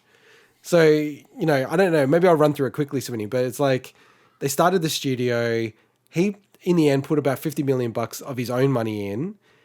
He was based in Massachusetts, and then Rhode Island approached him with a deal where they would give him a loan, a hell of a lot more money. I think it was like $75 million loan to move the whole operations to Rhode Island. They took that deal, and then what that then meant was people who were working at the studio had to move to Rhode Island. The studio did a questionable deal with employees to say, okay, if you move, we'll cover your mortgage until someone sells the house, blah, blah, blah. Meanwhile, this was, around the time of, very poor, like very bad, like, home prices in America because of the global financial crisis in 2008. So this was roughly around 2012. And then, the studio ultimately went under, owing huge amount of money. 150 million. Yeah, 150 million in debt. Damn. And, so people lost their jobs, lots of people weren't paid. They didn't get their final paychecks. And then to cap it off, people who took this mortgage deal were in this crazy situation where they didn't have the house, but they still had to pay back the bank. And they potentially had other houses in Rhode Island, which is like just pretty horrifying, to be honest, to be set in that situation. Yeah, it was horrible because, as part of that contract, the 38 studios were like, okay, we're going to assist you in selling your property while you move into this new property in Rhode Island. And then because of, the clause in the contract basically said if there was financial dire situation, then essentially that's probably null and void that arrangement. That essentially meant that, some of their old houses didn't get sold. So suddenly they've got those double mortgages. It's insane. It's just... And no jobs, because the company... Exactly, because Rhode Island, they were going to be the first big studio there. There was no gaming jobs in gaming there. So then suddenly it's like, well, what do you do? It's crazy. Yeah, it's like Rhode Island, it'd be like moving to the Northern Territory. And they've got some deal, they do it all, and then that ends and you're like, well, I'll definitely not be able to get a job here, so I need to move again, and I've got another house. And it was just a really, really interesting article. I don't know what other things jumped out at you, Swinny. Look, this, a lot of this information has been well known for a long time, but to hear the more personal stories, I think they had the art director talking. Schreier has interviewed a whole bunch of people for this, and he had Kurt Schilling lined up, and he pulled out at the last minute. Yeah, and that would have been fascinating. Let's say better. Kurt Schilling these days, the better. But basically, it's a great preview to Press Reset. I'm really looking forward to it. I've actually got finally bought myself Blood, Sweat, and Pixels. I'm going to read that before this comes out. Can I borrow it? Mike, you just did the thing we said before. I haven't even got it yet. All right? I'll lend it to you when I'm done with it. Yes. I'm really interested to see what you think of that book. And it's such an interesting story for me as well, as a fan of Amalur, Kingdoms of Amalur as well. And knowing, seeing the finished product of that game, the only game released under their banner, even though they didn't technically make it, and loving that game, the fact that a lot of people were very hurt by the process that brought us to that game as well. So it's kind of it shows you the other side of what the industry is, really. And it just shows you in gaming, it's, this is also why people drive pre-orders so much. Because to be able to get cash into the studio before the game has actually come out is so critical. And why, everything's built around how do you get pre-order money in, because it makes such a difference. Look, I'm really looking forward to this book. I should just say quickly, I ordered Ask Iwata, just around the former Nintendo president who passed away. It's just a collection of his interviews. I actually got it through some other means because it's actually been released in the States, but not here in Australia, which is, I don't know, I find that extremely obnoxious and frustrating. So I'll look to cover that next week or the week after, because I'll read through that. It's only 140 pages or so, so that's a pretty quick read. Cool. All right, let's get into the next story. Monster Hunter Sanctuary version 1.1, so the very big update, it's almost like a version 2 for me, has actually been published on consoles. So it's been released on Steam earlier because Steam is a lot easier to publish, but now it's been published on all the consoles, including Switch. So I've actually updated mine and instantly changed the difficulty. So one of the big things that changes in this game is they offer new difficulty settings, so casual and master. And it's quite interesting, reading from the developer. They did not want to do this, and it just seemed like an overwhelming amount of feedback from everyone saying the game's too hard. So they did introduce, and I love it as a reaction. It's the game's too hard. Okay, I'll change the difficulty, but we'll introduce even harder difficulty, the master version as well. And the casual one, what I loved about it as well, it even says this when you select it. It goes, it's slightly less difficult. So they're not like, they're very clear. It's like, it's not easy. But you know, monsters don't do as much damage, and they get more damage when you hit them. So that's really big for me. The other one is that's generally what difficulty settings do. No, but like casual for a lot of games is like it's a walk in the park. It's no challenge. I know. I'm just saying. Yeah, I'm just you're being a dickhead. I'm being snide. You're being a dickhead. Because I played a little bit of the game in casual, and it's not easy. It's like, I wouldn't call it easy mode. I definitely wouldn't call it casual mode. So I've also played a little bit. So I was up to like a boss encounter, if you can call it that, and beat it on my second try this time. And the problem for me... So you did lose the first time? Yeah, but the problem for me is the fact that this is Monster Sanctuary. I love the game. We've reviewed it before. Yeah. You know, I think it's fantastic. And with this update, it's made a great game with flaws. You know, much better. And much better. Yeah. But the problem is, if you're away from this game for ages, honestly, it's taken me a little while to get back into the flow and learning what my, you know, because each monster has like different skill trees and moves, and using them in combination is a huge thing in this game. And so I'm like, oh wait, what monster was I using this time and stuff like that. So I've actually struggled a little bit to get back into it because it's kind of I think it's a game if you take a break from. It's a bit tricky to get back into, but hopefully I'll get over it. You know, and it's a funny thing, Swinny, because this game respects the classes and the types of monsters that you have. Yeah. And a lot of games, you just become so powerful, it doesn't even matter. You don't even need to like fight against the weaknesses and your strengths and things like that. It's just, you just overpower all your opposition. But this game, you genuinely need to look at, okay, they're weak to this, and I better switch out my monsters to be able to actually beat them. And the other ones, just to rattle off quickly, New Game Plus, you know, pretty much as you'd expect with New Game Plus, PvP. So there was a lot of issues with PvP when it launched. And, you know, they've fixed, it seems like, most of those problems, hearing about what people on Steam were talking about, which is good. I don't really play PvP. I don't really see the attraction at all in there, but each to their own. And it's quite cool. Like, they're going to keep on updating the game. So, you know, heaps of quality of life improvements, like a mini-map with custom markers, which is huge for me. You know, skipping cutscenes. In the future. Yeah, future updates. Yeah. And then sprite customization, which would be really cool for your character sprites. So, yeah, look, like, they're going to put more love in this game. I actually, to me, hope that they make a version 2 of this game, personally, and try to get, like, a really big push. Because I feel like this is the exact kind of game that, with a bit more polish, they could actually make this a pretty big game, in my view.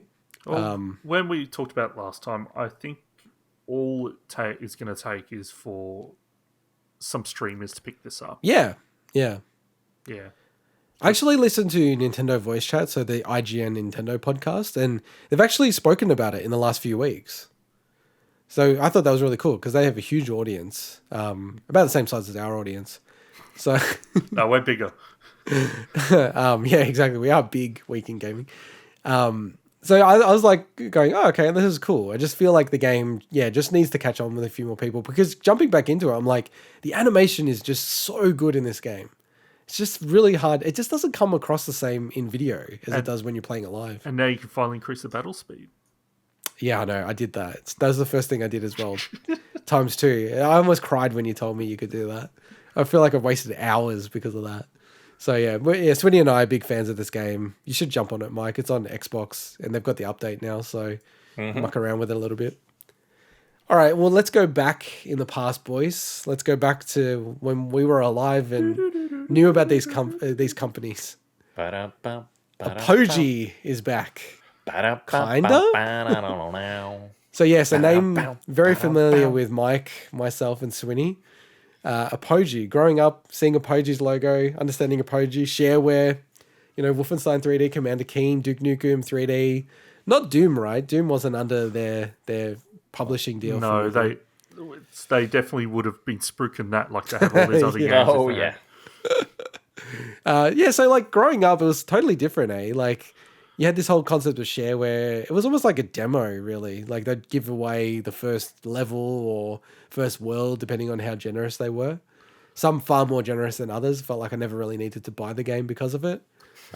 And they had like this crazy run of games in the early 90s that they published. It's wild. You look at their look yeah. at their games and like the hit rate of them, you know, whatever, if you could say that, you know, Yeah. they're like, man, they and now, you know, to be clear, like they were publishing a lot of these, you know, they essentially wouldn't say gave them their starts, but they're very responsible for the legacies of you know, id Software and Remedy, 3D Realms. Well, we'll get into that in a second, but just games like even like Rise of the Triad, Terminal Velocity, you know, like these are just games that you just, even if you didn't have them and you go around to your mate's place and you're like, oh man, you knew about them. Terminal Velocity, that game looks awesome. It makes me sick playing it, but imagine it in VR. Oh my god. Yeah, there is something about it. Because, like, is it technically 3D Realms that was kind of like, and then Apogee, was kind of the name of the publisher? So basically, the Apogee became 3D Realms in '96.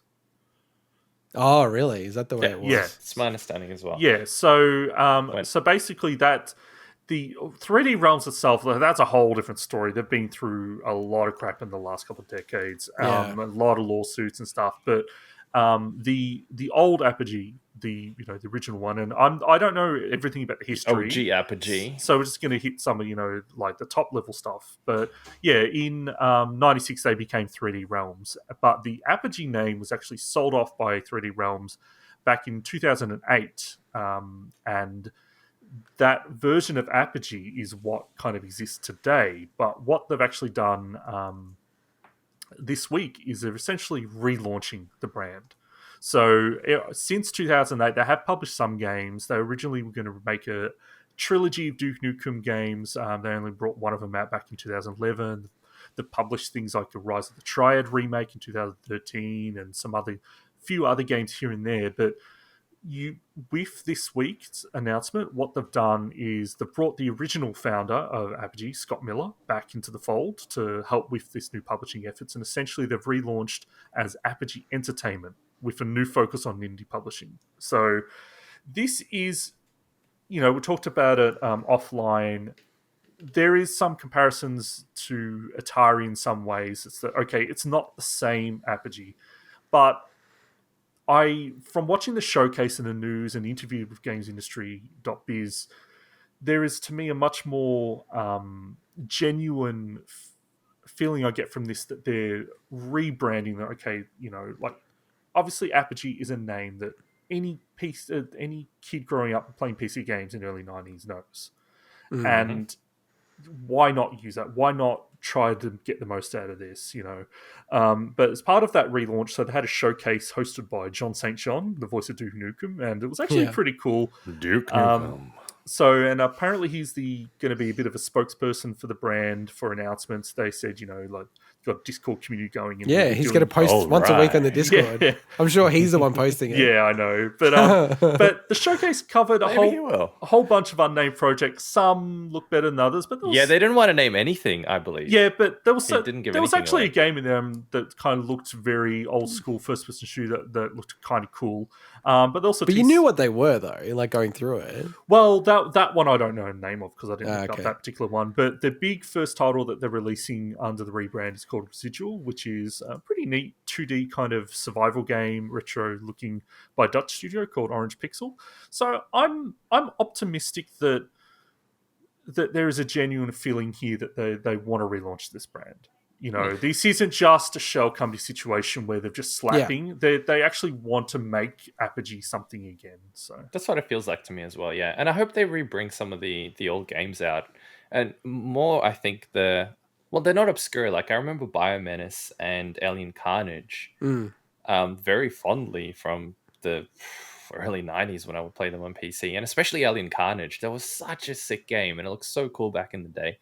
And I'd love to, at the very least, just have a HD remake for Switch or something. Oh my god, I'd love to play something like that again. They teased it in the showcase, but I'd love a nice remaster remake of Raptor.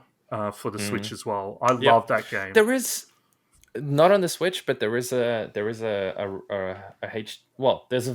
It's not a HD remake or anything, but there is a version of Raptor that came out recently on Steam. So at the very least, that's playable. Which is awesome. And I got to say, Swinny, because I was very cynical about this when I saw it in the first place, because I did feel like it was just going to be, okay, great, we've got this name that's got some, power behind it, and then we're just going to, dust it off and try to make money and build hotels or something. But yeah, going through the showcase and then looking at it, it does feel like it's like a spiritual successor with the same name. Like they're trying to capture that same style and everything like that.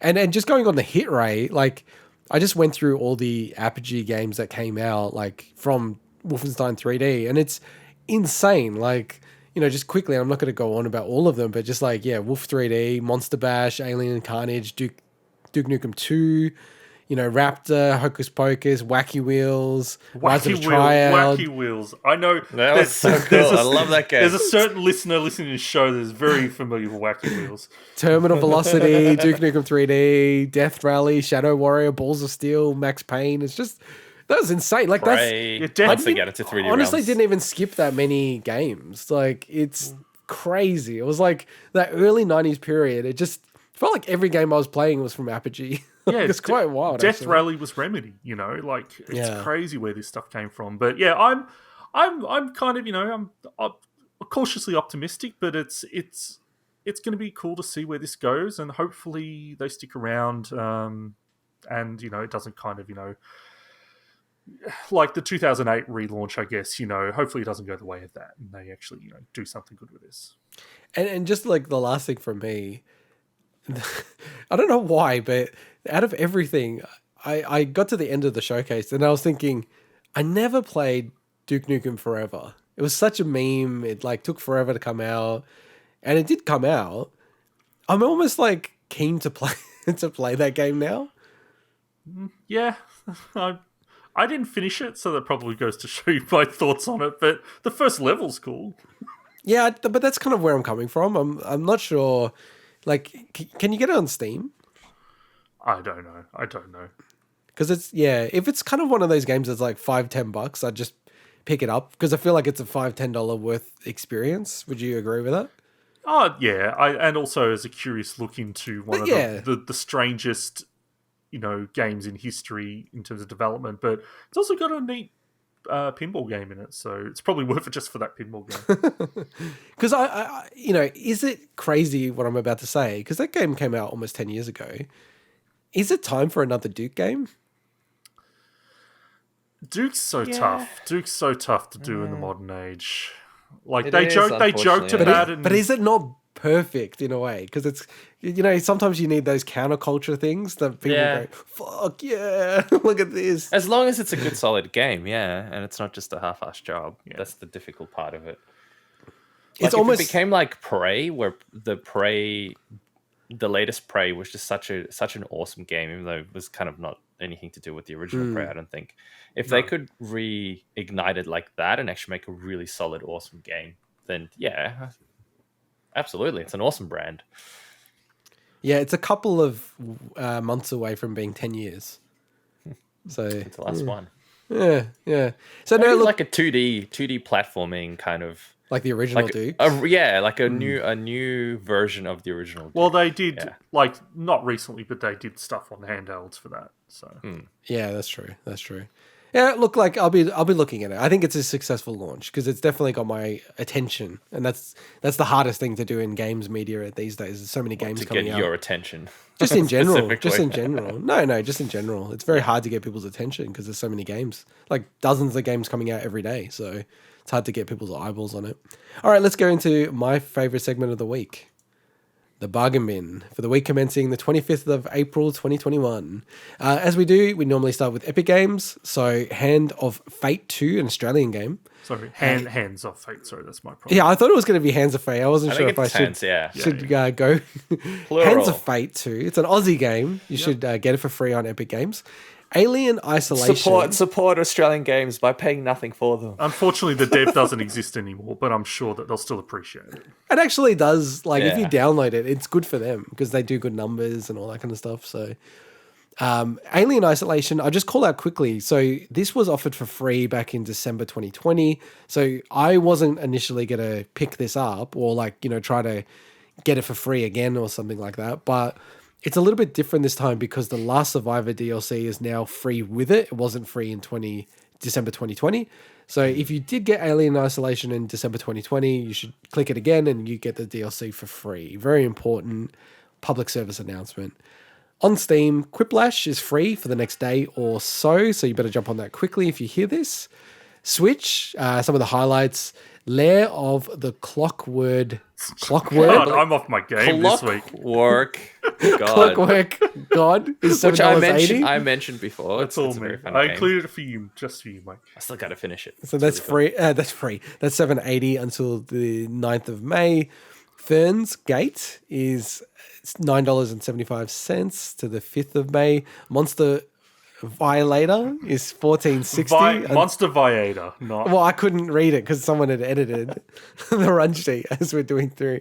I need to PDF these run sheets. Monster Viator is a fantastic game. Both that and Ferns Gate, I got to include them. They're Chemco games. Oh, God, I didn't know. I got to start editing this section. No, Delete it. They actually, Chemco games don't often go on special, and Monster Viator is the one that you want if you're going to play any of them. That's a really good game. There you go. Okay. There you go. Monster Viator. I'm going to look it up. Quite honestly, the top 10 Chemco fan of the world. You would be in the top 10. Oh, easily the top 10. If not number one. There's an entire possibly. website dedicated to fans of Chemco, and I'm not even on there, so I'm not in the top 10. With lots of Rule Scary. 34s? No. Anyway. No. PlayStation Oh, really? highlights Invisible Incorporated, $7.50 until the 29th of April. Blaze Blue Cross Tag Battle, good fighting game, $6.25 until 29th of April. And Dick Wild, PSVR game. We did not edit that, That's okay? what it's called. Wait, is that what it's called? There was no edit. I didn't edit anything. Did you edit anything, Swinny? I didn't. Why do you think I included Dick Wild in it? Okay, good. Plus, good. it's a PSVR game, and It's not clever enough to Mike do it. That's why I ran with it, because I didn't think he would write it like that. Hey. So I thought it's, Monster Vibrator was pretty good, but fair enough. it's 60% off, $9.20 or $6.90 if you're a PS Plus subscriber until the 29th of April. Swinny, take away the Xbox specials. Yeah, just one call out for Game Pass this week. They've added Destroy All Humans, which is the remake of the first game. A lot of people love those games, so I might try one at some point. Real like cult hit almost. Yeah, I've also had a couple of removals that are coming up on the 1st of May that I want to call out. First is For the King on console PC, a game I was planning to get to, but I won't have time now, unfortunately, so I'm going to have to buy that in the future, I think. And Thumper on the PC's leading Game Pass.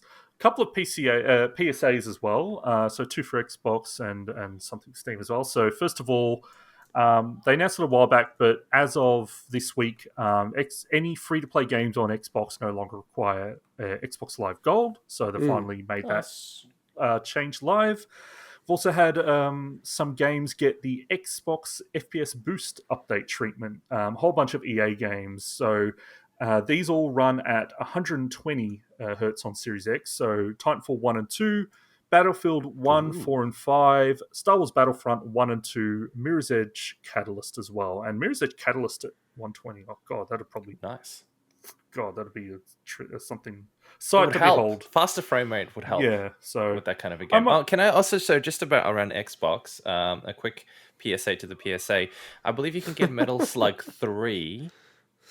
on the Israel version of the store for free at the moment, but it's only through the Israel store. So you might have to like either learn Hebrew or press the button where you change. Mike saying this or Swinny's reaction. Mike, we don't talk about that stuff because that is actually against the terms of your account. So that's why I never mentioned. Do it at your own risk. That's why I never mentioned region-specific stuff like that, because I don't want anyone... You want to watch out that the Mossad might come after you if you download that copy. All right, Uncle P3. The last PSA is on Steam.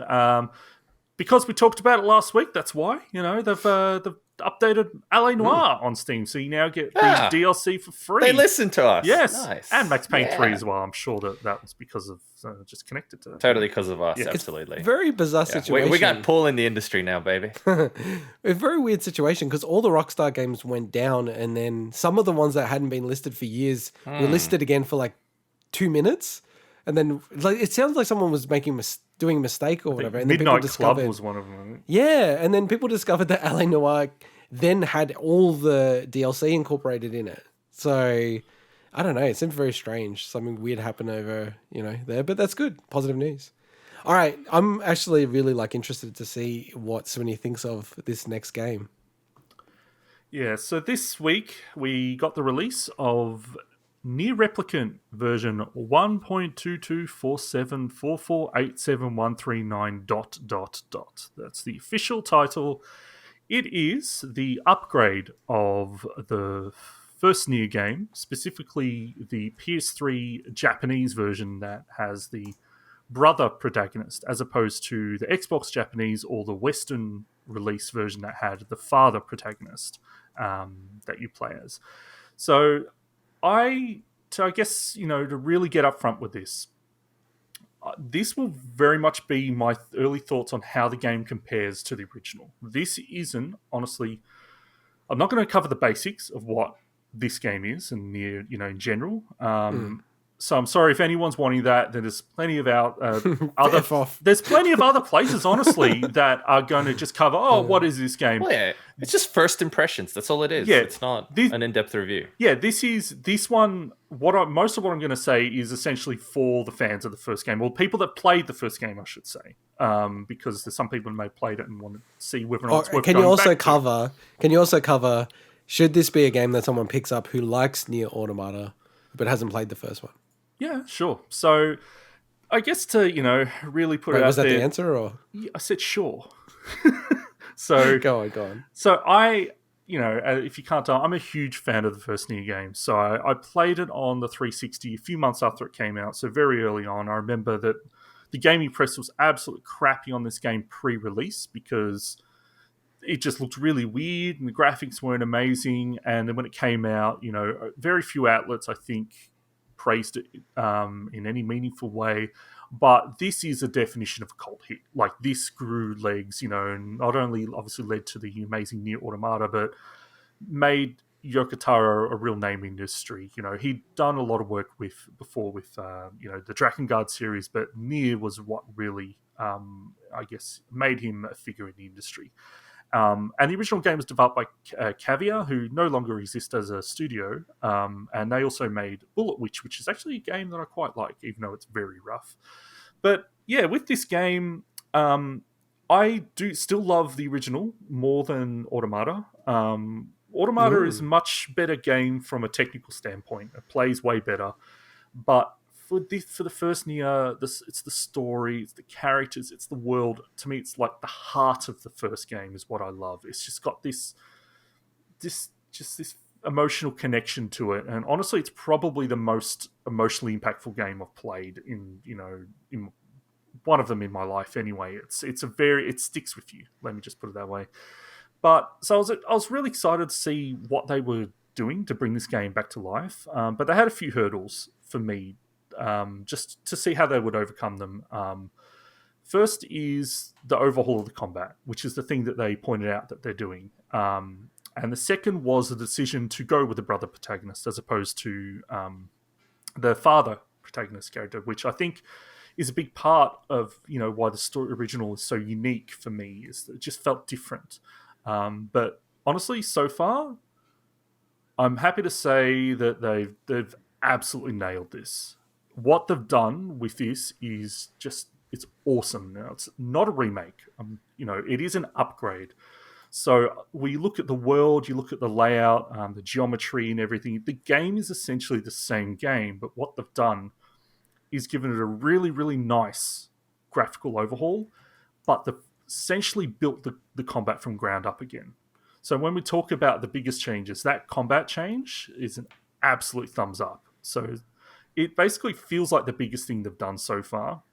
It's almost a complete redesign. So they actually had the head guy heading up the combat was from Platinum, who Platinum developed NieR Automata, so they got them to work on this as well.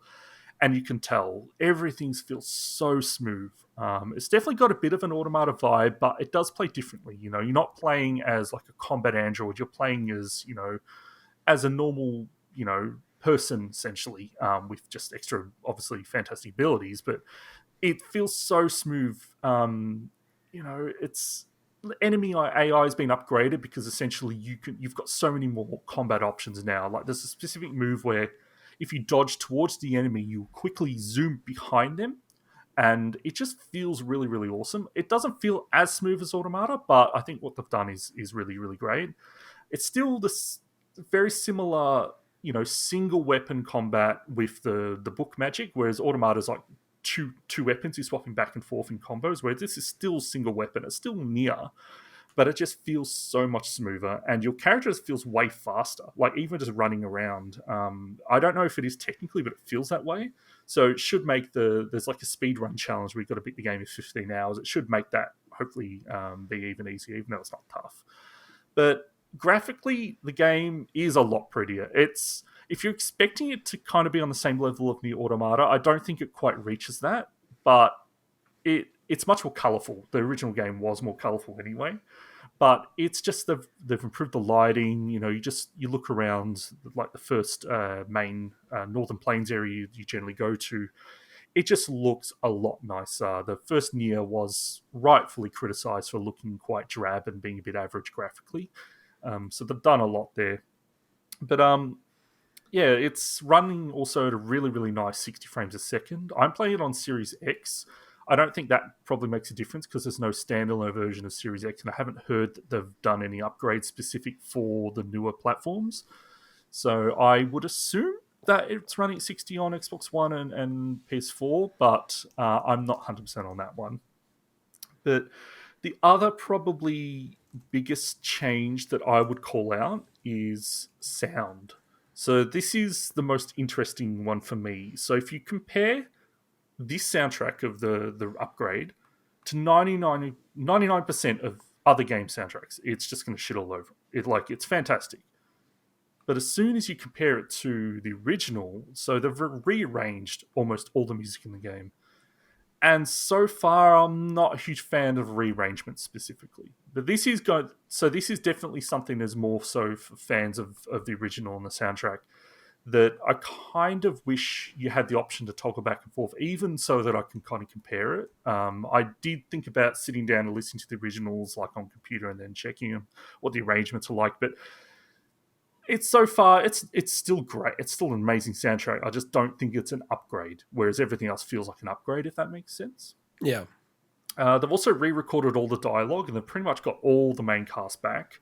Laura Bailey is still amazing as Kaine. I can't remember his name, but the Grimoire Vice's voice actor is probably one of my favourite voice acting performances ever. Grimoire Vice is just awesome. It's always interesting when they make the decision to re-record dialogue, because you're like, well, why? You know, like, but it's good. I don't know if there's much new dialogue. There's definitely all the protagonist's dialogue is new because that was never recorded in English to begin with. But yeah, so music, I'm not sold on it yet, but everything else is good with that. But the last thing I wanted to kind of cover is from a content standpoint. So I'm about 11 hours into the game already, and so far, it's pretty much identical content-wise. But I do have an idea of some of the new stuff they've added in, like cut content. And I'm not going to be spoiling anything, but I believe there's an additional episode that they've added in that might be based on a story from...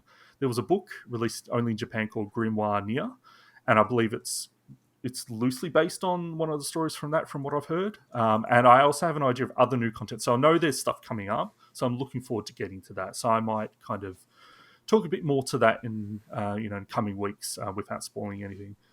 So just, I guess, some overall things that I'm just really happy that this masterpiece is getting to the hands and the hearts of more people.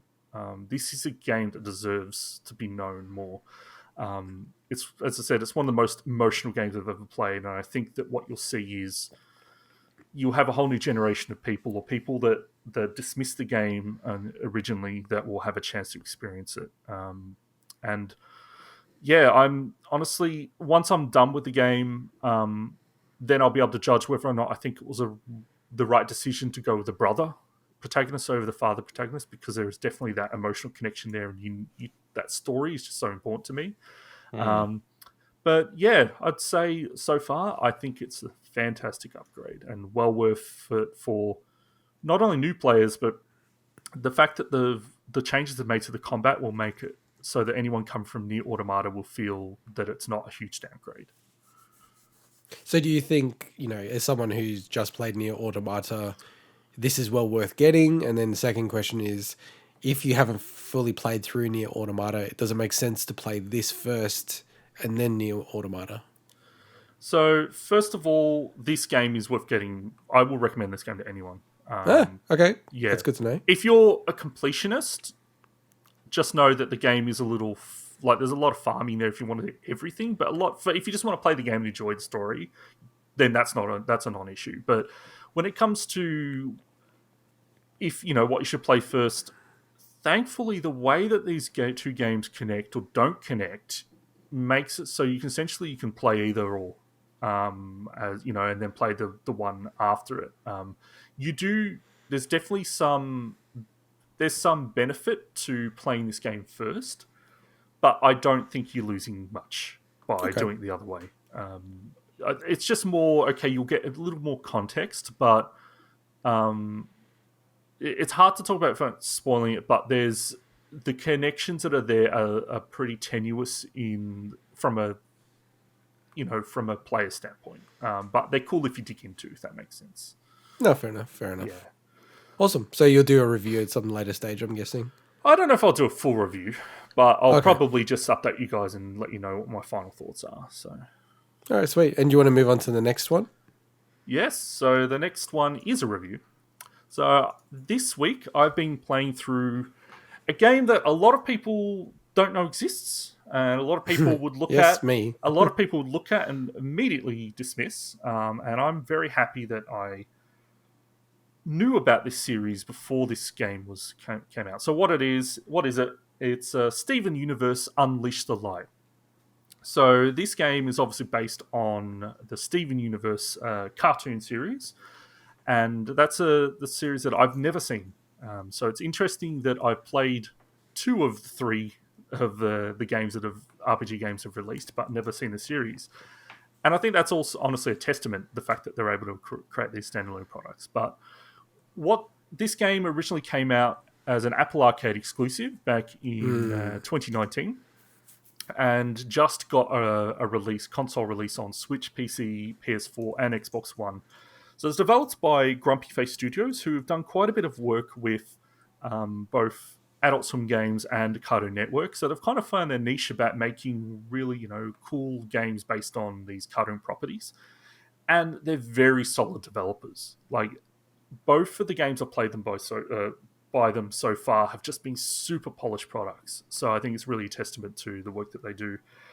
But this is the third in a series of games, well, what a lot of people call the Light series. So the first one was Attack the Light, which came out in 2015 on Android and iOS. Save the Light, which is the game I played in 2017, which was only on console and PC, came out Switch, PC, PS4, and Xbox One. And Unleash the Light, which I'm reviewing now, which, is the third in the trilogy. So I randomly picked up Save the Light because obviously I'm an RPG nut and I have to play every RPG and get all the achievements on Xbox. And I'm like, okay, Save the Light. Oh, Steven Universe. Oh, that's that cartoon I've never seen. Oh, I'll give it a shot. And I love Save the Light. I thought it was fantastic. It's very similar to Paper Mario and South Park: The Stick of Truth in the style that you're running around an environment and you're, running into turn-based battles that are action-based, so you're blocking and attacking based on button timing. That's a very simple way of putting it, but hopefully it gives you an idea of that. Whereas this game is actually a bit different. So you're not running around the environment. You're essentially... The way it works is you go into a stage and it basically just you're moving the screen from you're going up to the next screen or across to the next screen depending on the map. And apparently that's the way that the first game in the trilogy also worked, Attack the Light. And it makes sense for mobile, when you're thinking about controls, people just swipe into the next screen. And it actually works pretty well. But this game is all about the battling. That's if you don't like turn-based battles and you're like, I'm keen to play this game, but I'll just get through the battles because I need to get through them, don't play this game. Like 99% of it, you're in turn-based battles. Thankfully, the battle system is absolutely awesome. So it could, for some people, it could still get very repetitive, but the way that the battles play out, basically, you essentially you have star points. So at the start of your turn, you'll get, let's say, the battle will start, you get 5 star points. And whatever ability you use will take 1 or 2 or 3 star points. So basically, once you've used up your star points, and you end your turn and move to the next one. But I think similar to something, maybe you could correct me, Mike, but maybe like Fallout, if you don't use all your action points or the star points, and you can choose to end your turn early and then bank them up for the next turn so that you've got a lot more. So there's quite a bit of strategy to it, but those button timings are so critical to this game. And so it's very engaging. It's not a game where you're just going to sit there button mashing, okay, I want to just move on to the next battle. You're having to actively time every single thing in the battle. So it's very engaging from a gameplay standpoint. But enemy and character positions are super important as well, because a lot of attacks, there's almost like lanes, and a lot of attacks will attack entire lanes and things like that. Also, enemies will fly up, so there's only certain moves that will attack, flying enemies. So there's quite a bit going on, and the characters, they're all super unique. There's about 8 playable characters, all obviously characters from the Steam Universe cartoon, but they've all got very unique skill trees. They all play completely different roles, and it was hard to kind of choose between them, which is always a good problem to have in an RPG. You feel like there's so much that I could do with this. But when you're outside of battles, as I said, you're just swiping, from area to area. But you can scan the area with the right stick. So, you go, okay, I'm going to move up to next screen, left to next screen, but then I'm going to use the right stick to then select treasures and items. It works pretty well, but there are times when you just can't select the right thing, because obviously the idea was on mobile on iOS that you would just tap what you wanted.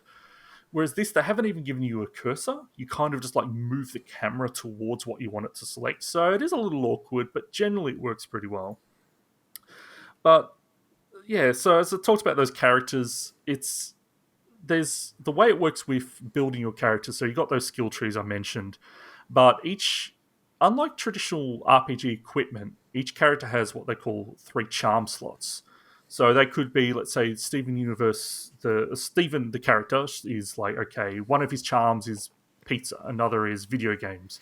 So you find different items that are like different versions of pizza and different versions of video games that then he can only equip. And then there's a few that maybe another character can equip. So you it's an interesting take, but it is just like, okay, I'm getting new armor, I'm getting new weapons and things. But then it's also got a badge system. And the badge system is very similar to anyone that's played Paper Mario or something like Bag Fables or something like that, where essentially they're usable by anyone, and then they're essentially equipping perks. So eventually you can equip 2 of them. So there's a lot of customization going on.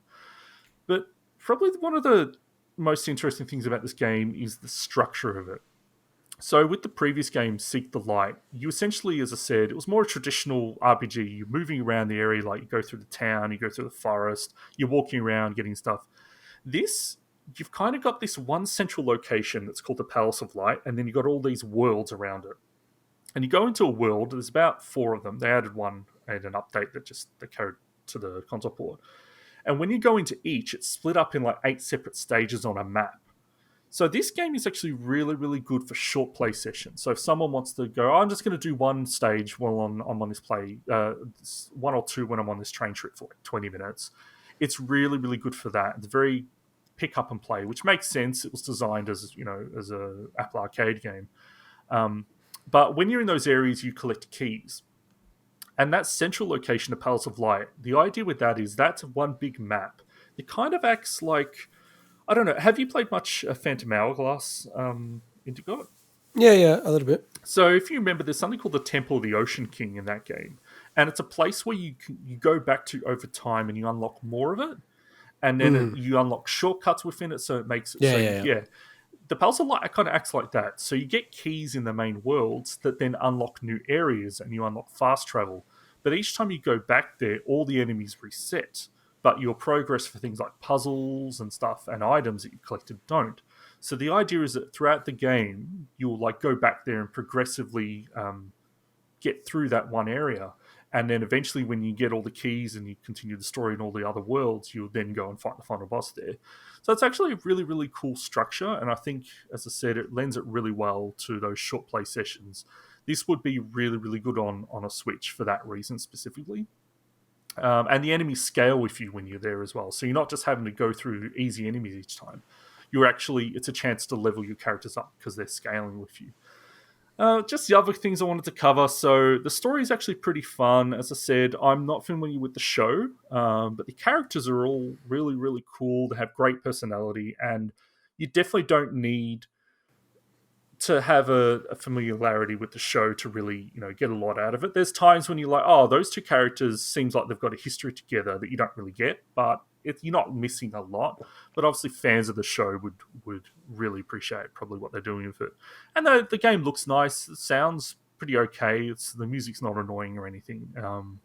So yeah, just look, probably the last thing I'll say is that the game has a really, really positive message, and I get the impression that the cartoon does as well. So I think that, this is actually a really, really good game for kids, but it's not easy. This isn't like my baby's first RPG or anything. This game is actually can be quite challenging, but it is great for kids in the terms of the very positive messages, not only about, like working together, but also, representation and things like that. So very, very cool. Just don't let the cartoon license fool you. It's, it can be challenging. So, yeah. I have to say, My Baby's First RPG is a great game name. It's never been used before. I like it. Yeah, that's but yeah, honestly, also I've got to really call out Gruntface Studios for the fact that they supported this game. So I was in the middle of playing this game, and then the game got an update with an entirely new endgame mode, new characters and everything. So it's given me in the middle of it. Wow. Well, yeah, as in like I was playing a few hours in or whatever. So it's putting me in a bit of conundrum. I'll just give a final score because the conundrum is a kind of a very separate Swinny thing. I think this is really, really solid, like 6 out of 10 for me. I think it's great. I'd put the previous game, Sick the Light, at a 7 out of 10. I just prefer the ability to like actually explore the environment myself, as opposed to just scanning it and moving map to map. But yeah, I think it's really, really worth a try. Just if you don't like turn-based battles, just don't play this game. Just avoid it. So. But my conundrum. So, this game only has a single save file, right? You can't manually save it or whatever. Oh, whoa. Right? The free update added endgame content, new achievements and everything. It's like, okay, cool. So I did all that. But I missed an achievement, right? That means I'm going to have to reset my whole progress to get it. You want to, not you have to. Means I have to get it, right? Not have to, but you want to. No, he has to for his list. All right, I have to get this. I have to reset, right? But because this update just dropped, I'm like, man, if I reset my progress, and it's a game I didn't mention. The game's like 20, 25 hours. It's not a short game. Whoa, right? that's way longer than I expected. It's an RPG, right? Sure, but it's My Baby's First RPG. I said it's not My Baby's First RPG. I know, I'm stirring. So I'm like, man, if I reset my progress to get this one, which is pretty early in the game, but it was missable, and if they drop another update that's all endgame content, I'm like, oh man, what do I do? Offline. What do I do? You can't offline. It's oh man. Can you back up your save on like a drive or something? There's part of me but the problem is you need to be online to unlock achievements these days. So do you? Yeah, you do. Do you ever take a step back and go, what am I doing with my life? What am I doing with my life? Why do I even care about Mike, this shit? why am I I'm asking Intergot then. Forget you. So I'm like, I love his response. He just ignores it because that's not what I'm asking. I'm asking what do you guys think I should risk it? Oh God! No, you'd be crazy to. I'd wait like a year. Yeah, or two. I was thinking, but a whole year. The thing is, Who cares? this update was already well because it's going towards my resolution. I'm like, man, Exactly. You know what? I was thinking I might wait 6 months, and if I haven't heard that they've updated the Apple Arcade one or anything, then might do it. Yeah, but right. maybe then they'll update it right then because it's been 6 months. Swinny. It's more likely they'll update it then. I'll give you the answer, now. Swinny. I'll give you the answer. The answer is put something in your diary for the 1st of December, 2021. Then basically say, have I done your shitty New Year's resolution, which is just continuing to do the same shit you already do. But anyway, parking Shitty. At least I'm doing my resolutions unlike you do. Oh, Hey, I'm doing my brutal. resolutions. Shut up. Besides the main one, You're not doing your resolutions. You're buying a million games. I haven't. Yeah, but you bought no, my Fez during the resolution. week. Anyway, well, let's not get into a Fez fight during the about week. this. We're still talking about Steven Universe. Let me so- answer. Let me answer. So put it in the 1st of December, 2021. If you've already finished your, achievement thing, then you don't need to, delete the game and start again. You can just wait until much later. It's the Swinny struggle. Okay. It's like I want to complete it. It's not a struggle. Okay, You're wasting time. Here's the way I see it. answering- No, hang on. That was Here's how a I see beautiful it. answer that I said. Oh no, appreciate it. I'm just telling you, it's a struggle. It's a struggle. Okay, this is how I see it though. The longer you wait, the more the chance increases that there's going to be another update to the game. The longer is the way I I wait, would see the it. longer I wait. Yeah, because course, there's what more are you time that talking they'll about? have. That's one of the dumbest comments I've ever heard. What are you saying? I'm saying they're not gonna push another update straight away, right? Because this seems No, like that's a not an update. So if you do it, if you play it and finish it now, you're done, right? Whereas if you're gonna leave it another 3 to 6 months, there's a good chance they're working on another update. No, but it gets incomplete then, and so it doesn't count then. Yeah. No, but you should definitely wait. Do you know why as well, Swinny? Why? Because another update might actually give you more save slots. I have a feeling they won't do that, but they could. They could, yeah. Then you'll be ropeable. Anyway, thanks. So just wanted to just my answer is the correct position one. that. Wait until December, because that's all the constraints that you have. Yeah. My Otherwise, answer is they're probably not going to do another big update to add more stuff to So it. this is from looking at what they did with Apple Arcade. This seems like the last bit of content they added there. Yeah. But How much the fact more? that the game just launched I didn't mention it just came out in like mid-Feb on consoles. That it could get more. Who knows? But yeah, I agree. I think waiting until the end of the year is a safe bet there. So that's going to optimize your time. yeah. I'll unlock it. I'll leave it to the last game and unlock it like 11:58 on December the 31st. No, because then they'll release a patch at 11:59, and you're screwed. So Can I just say this game is so niche? It doesn't even have an article on Wikipedia. This game is so hard to find information about the console stuff specifically. It was almost like they shadow dropped it. But these games in general, the Light series, not a lot of people know about them, and I think it's a bit of a crime. I never played the first one, but Seek the Light, I think, is really, really, really good. So, you know what? I feel like they will do another update because I'm looking through their Twitter. I can't believe this is the depths that I'm going to. Because people are asking, is it the final update? Is it the final update, right? yeah. And they've never described it as the final update. Oh, yeah, no, they haven't. And And honestly, they the will have update, another update. like the character they added is the character that I used the whole game after they put it in. So really, really good update. So anyway, I think does anyone they'll remember do the another days update. when people just played games just because they wanted to play the game? That's what I do. I don't have any achievements. Hey, I Mike, got like 4,000 No, but achievement points. the last bunch of games you've been playing recently was because of the podcast. So even you, and same as me, we don't like the only game. Honestly, the only game I recently played that I played just because I wanted to play it was Fez. Mike, Everything else, already I feel played. like someone held a fucking gun to my head and made me play a game. Mike, why do you think I waited till after I'd even given a score in the whole review to even bring that up? Is because I wanted to separate my struggle, my Swinny struggle, away from the game because it's got nothing to do with that, really. Yeah, but I it know, does suck that you can't, you got to delete your entire progress just to play through again. That does suck. Hey, don't Yeah, get me that's wrong. stupid, that's I know it sounds like I'm giving you crap about this, but I Which you totally are. get which I am, but I totally get at the same time that it is. Come on, it's such a small quality of life thing. Why do they do that? Yeah. It would help immensely for people that are in your position to not have something like that. Yeah. So I think looking through all the language, I reckon it's like a 50-50 they're going to do another update. Yeah. Because they would. oh, they really? would You say, reckon they either do it or they don't? That's so insightful. Thank you. Okay, number one, you're an idiot.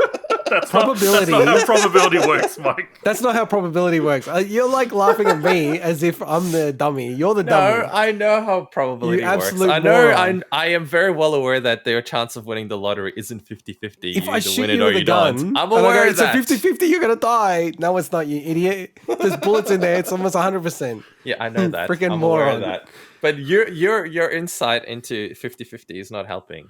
At least say it's like, oh, it's 70%. Why? I believe it's a 50-50. Well, because it's what's the point of even saying that then? What do you mean? What's the point? Like, what are you basing your insights on? On what extensive research and articles have you summarized to lead you to believe it's like precisely 50-50? Okay, I'll walk through it. Okay, So let's they see. released their first game in 2015. They released their next game in 2017. Then they released this game that Swinny just spoke about in 2019. Okay. This is the game that they've then subsequently re-released on PC, Steam, Switch, etc. Yeah. They've done 3 updates. The other 2021. games, I looked at the other games and they did about 3 updates on those games. So there's a very good chance that this could be the last update.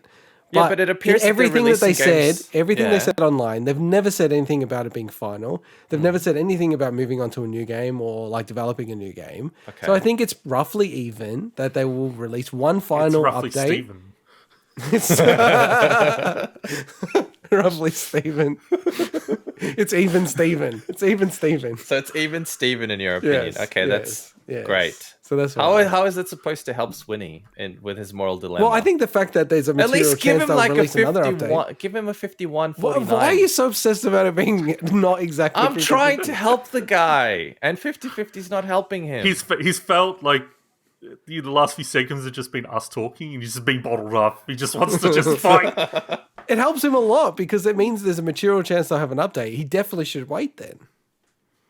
He definitely or should not, wait. At least or a couple not, of months. because there's also an Steven chance, sorry, that there won't be an update, 'Cause- and he should just do it now, get it out of Because the way. because if it's endgame content that they add in, then it would take me like 15, 20 hours to build the characters back up to be worth it. and it'll be you know? painful. Yeah. It'll be so painful because you'll be like, why didn't I just wait? Yeah. Because I don't see them Okay, pushing so- an update okay, past so- the end of the year. From a philosophical perspective, you're better off regretting something you didn't do than regretting something you did do. What? So- Why did you couch that with from a philosophical perspective? Well, I'm Makes- just trying makes to. sense. I'm trying to put this from a non-gaming perspective. I think. Well, I this think is if where you, if we're you narrow really, it down to we're into that, non-gaming. That's for if sure. you narrowed it down to that, then the best option is to just leave it alone, because at least that way you're not going to kick yourself in the. I know, in the and that's what I am going balls to do. If they do put an update. That's what I'm going to do. Yeah. Yeah. But it's just, it's one of those things you're like, man, that sucks. But thank you for listening, and it's, cool game. Cool game. Very, very good. All right. Let's wrap up the show. So as always, you can reach out to us at BigWigPod on Twitter and all your favorite social media. If you want to reach out to us directly, hit us up on Twitter or the YouTube comments or bigwigpod@gmail.com. If you want to help us out, give us a 5-star review on iTunes, or a like or a follow or subscribe or anything like that on our YouTube channel. But with that said, bye-bye. See ya. Ciao.